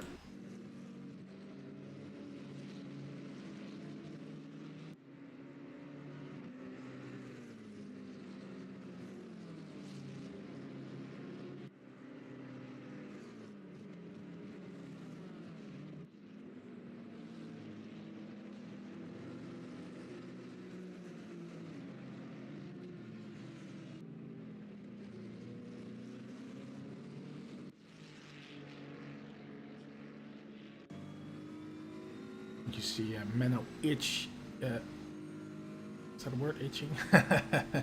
Coming ever closer to Drubetskov, and now side by side. Can he switch back here? No, that looks like Menno van der Molen has it, so that's P4. Taking back that position. Lots of damage there from that little encounter.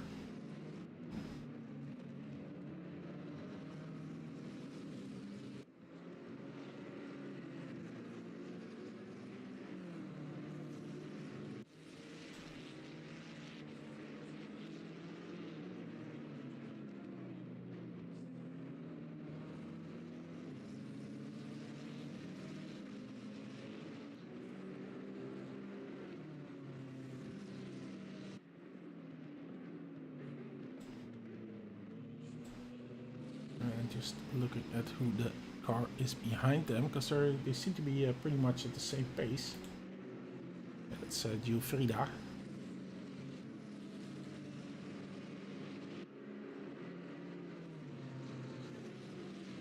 155.7. Yeah, it's actually 155.7 is actually quicker than Menno and Van der Molen and Trubetskov did in the last lap. Of course, they were battling, but Giuffrida definitely wants to unlap himself.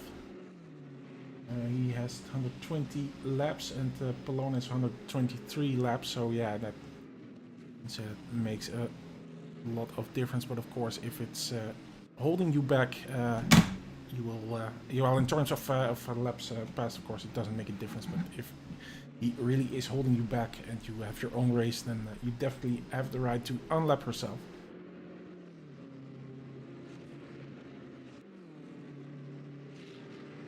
And here we see, ooh, Seitz. That is very interesting.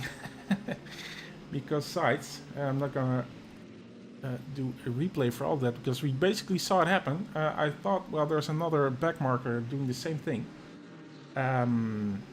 But yeah, that was Seitz. So Trubetskov basically handing the position, the 5th position, to Seitz. He won't like that. And I'm not sure what is going on there, but I think he will be annoyed with himself.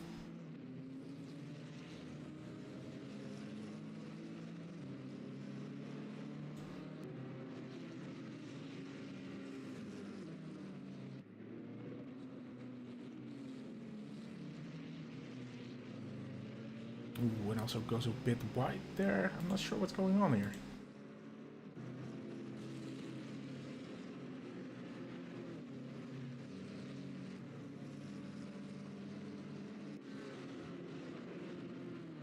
So Pallone, sorry, I'm not looking at Pallone, we're looking at Trubetskov. Now has 46 minutes in stint. Yeah, looks like he has some troubles.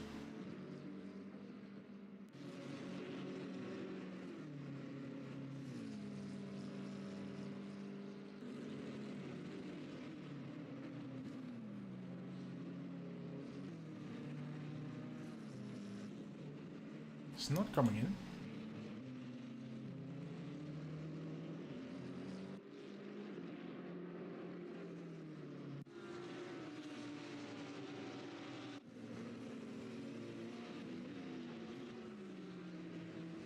And we're looking at Cinelli, still closely followed by Christopherson, who's well, widely missed the corner there by some mark.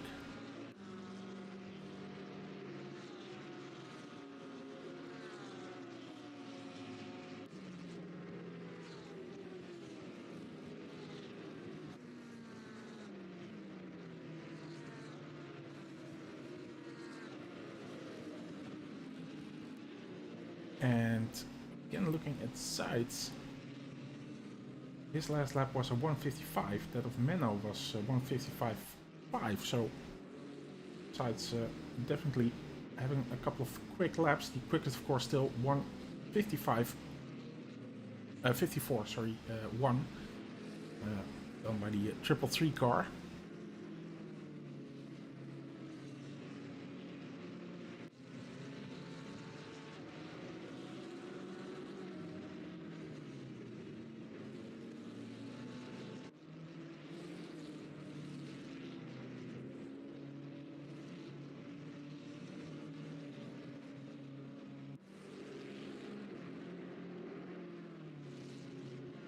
So that gap currently to Van der Molen is 1.5 seconds.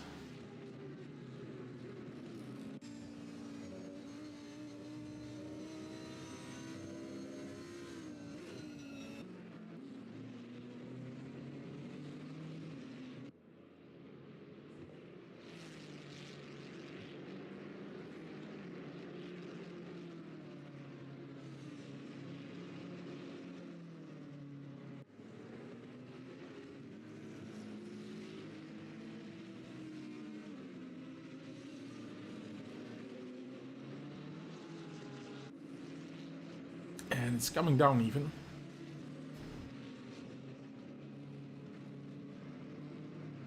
Let's see what happens. I'm going to switch to Gunko, who's behind Katkus here. Having a look.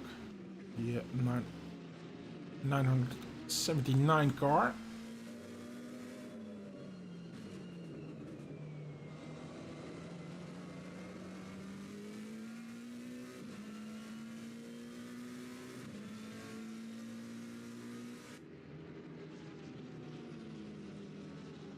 Jumps to P24 since Seller is in the pit currently.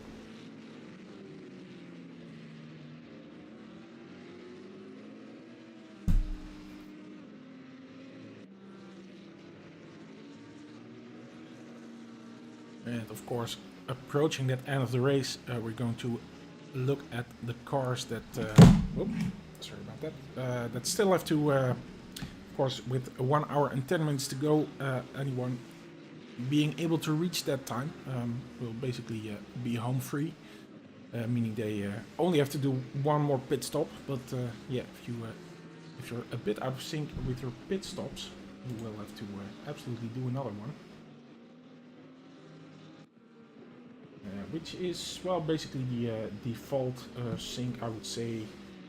Should be able to...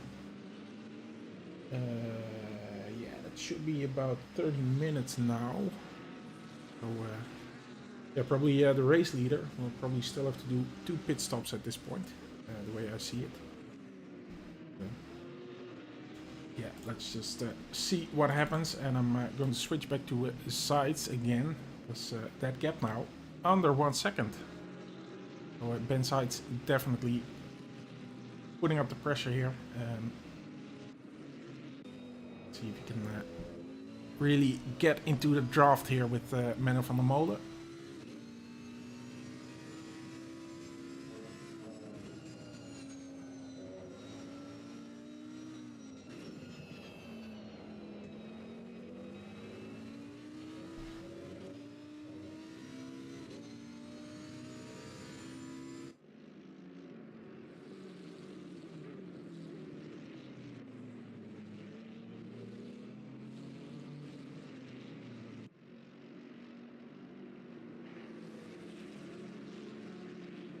Keeping an eye on that battle, but quickly jumping to Jaschke.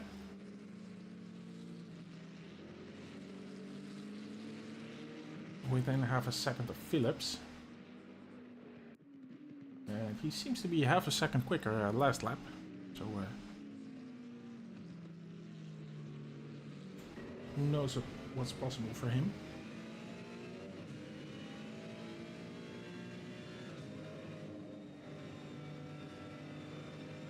It does look that I have to switch back to Zeitz really soon, because here we are. And there, it's not yet, but it does seem like it's a matter of time before Zeitz is going to make his move. Maybe even behind this straight. Or after this straight, I should say. My English is getting worse and worse by the minute, but there you go. As I say, it's also an endurance race for me, so... of course, I have to make that little translation, as we see that Zeitz does not yet make his move. Van der Molen definitely feeling the pressure here.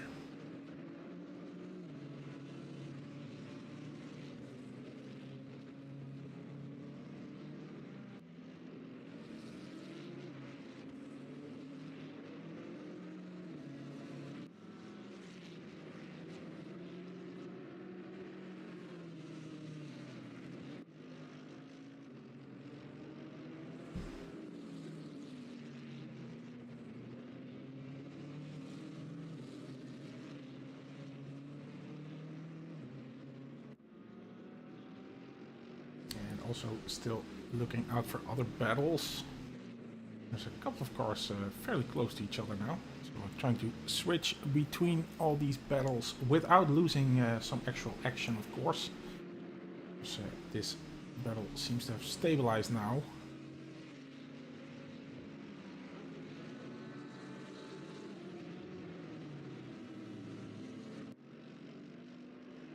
And let me just quickly plug our oncoming events.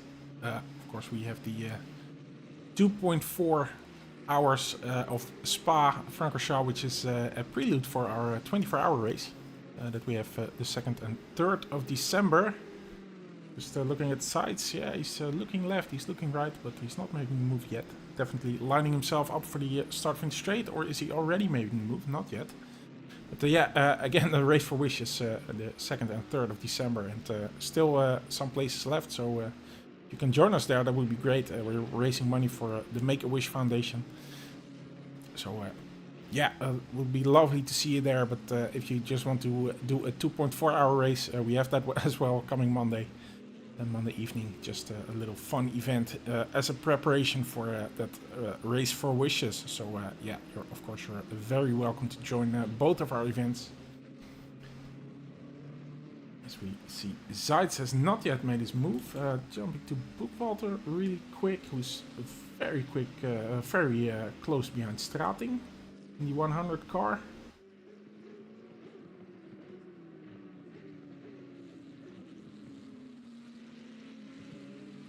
But also not really making that jump. I see Mamadou coming into the pit. And yeah, that, as I say, that means that they will definitely have to do another stint here in a short while. Or whenever they choose to do so. It's probably beneficial to just do a bit of a shorter final stop, as in 40 minutes.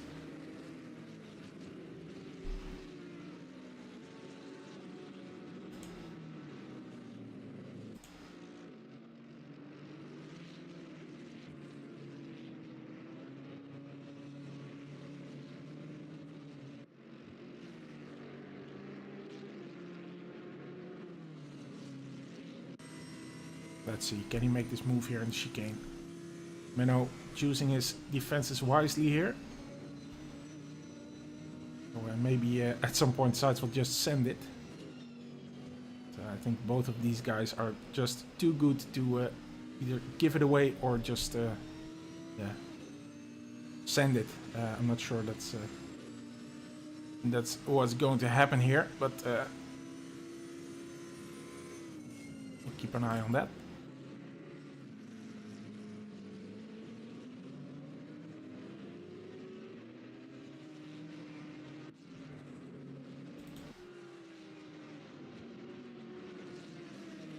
The same story really for Boekwalter and Strating here for P18.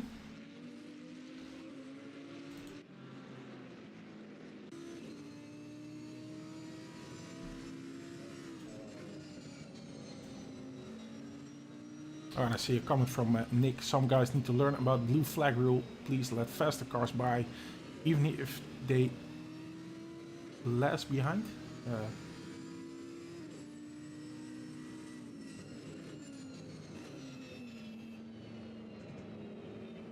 Yeah, if you, all I can say is definitely if you do not agree with anything, please do file in a report.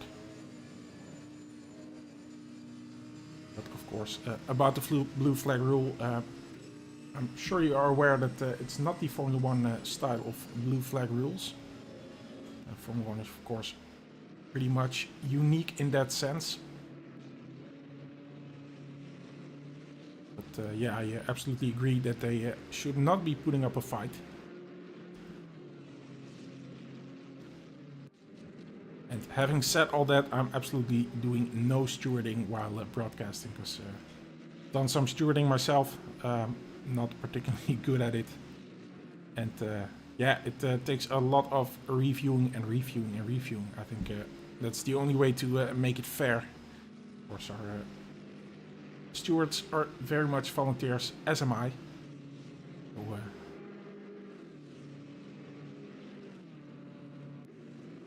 as we see, Zeitz still looking and looking and looking, not making his move just yet. But maybe, well, sometimes putting under pressure is just enough.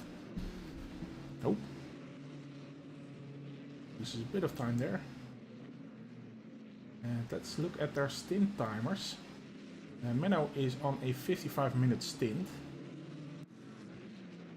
So he'll be coming in sometime within the next 15 minutes. And then has 1 hours and 1 hour and 30 minutes to go. We'll still have to go in for another stop at some point. And speaking of stops, Waldhauser is now in the pit.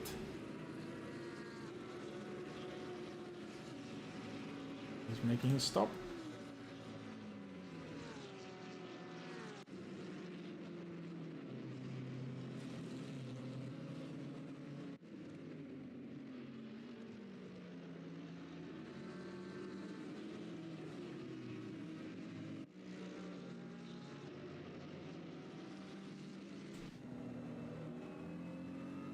Looking from Van der Molen's car.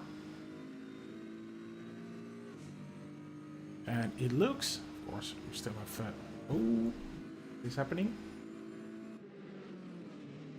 Well, side by side just a little bit, but yeah, not so much, not a full car's length, of course, but Menno coming in. So let's see what happens after the stop. So, the 717 car. When will they come in, and will they be in front of Menno van der Molen, and will Van der Molen do another stint? Of course, is the big question. The Loner now back in the second position.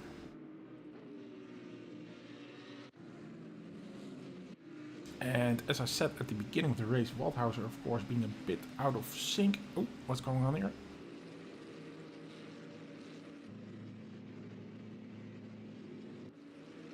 The server disconnect?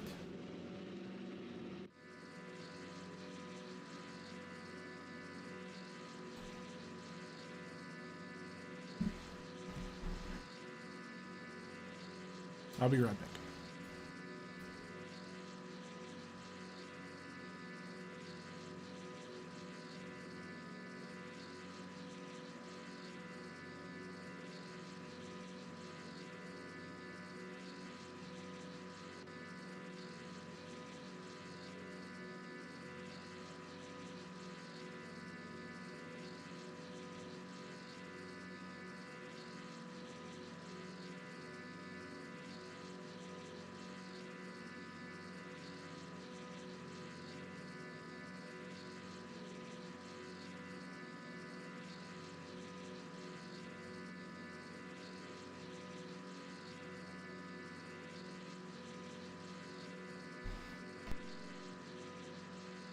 Correct, Nick. The server has gone down.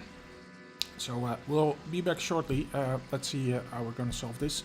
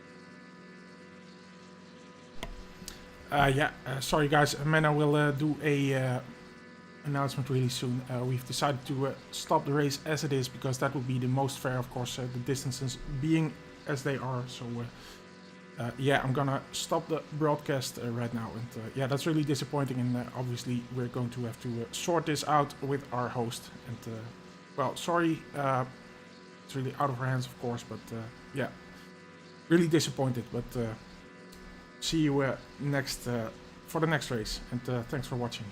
Bye bye.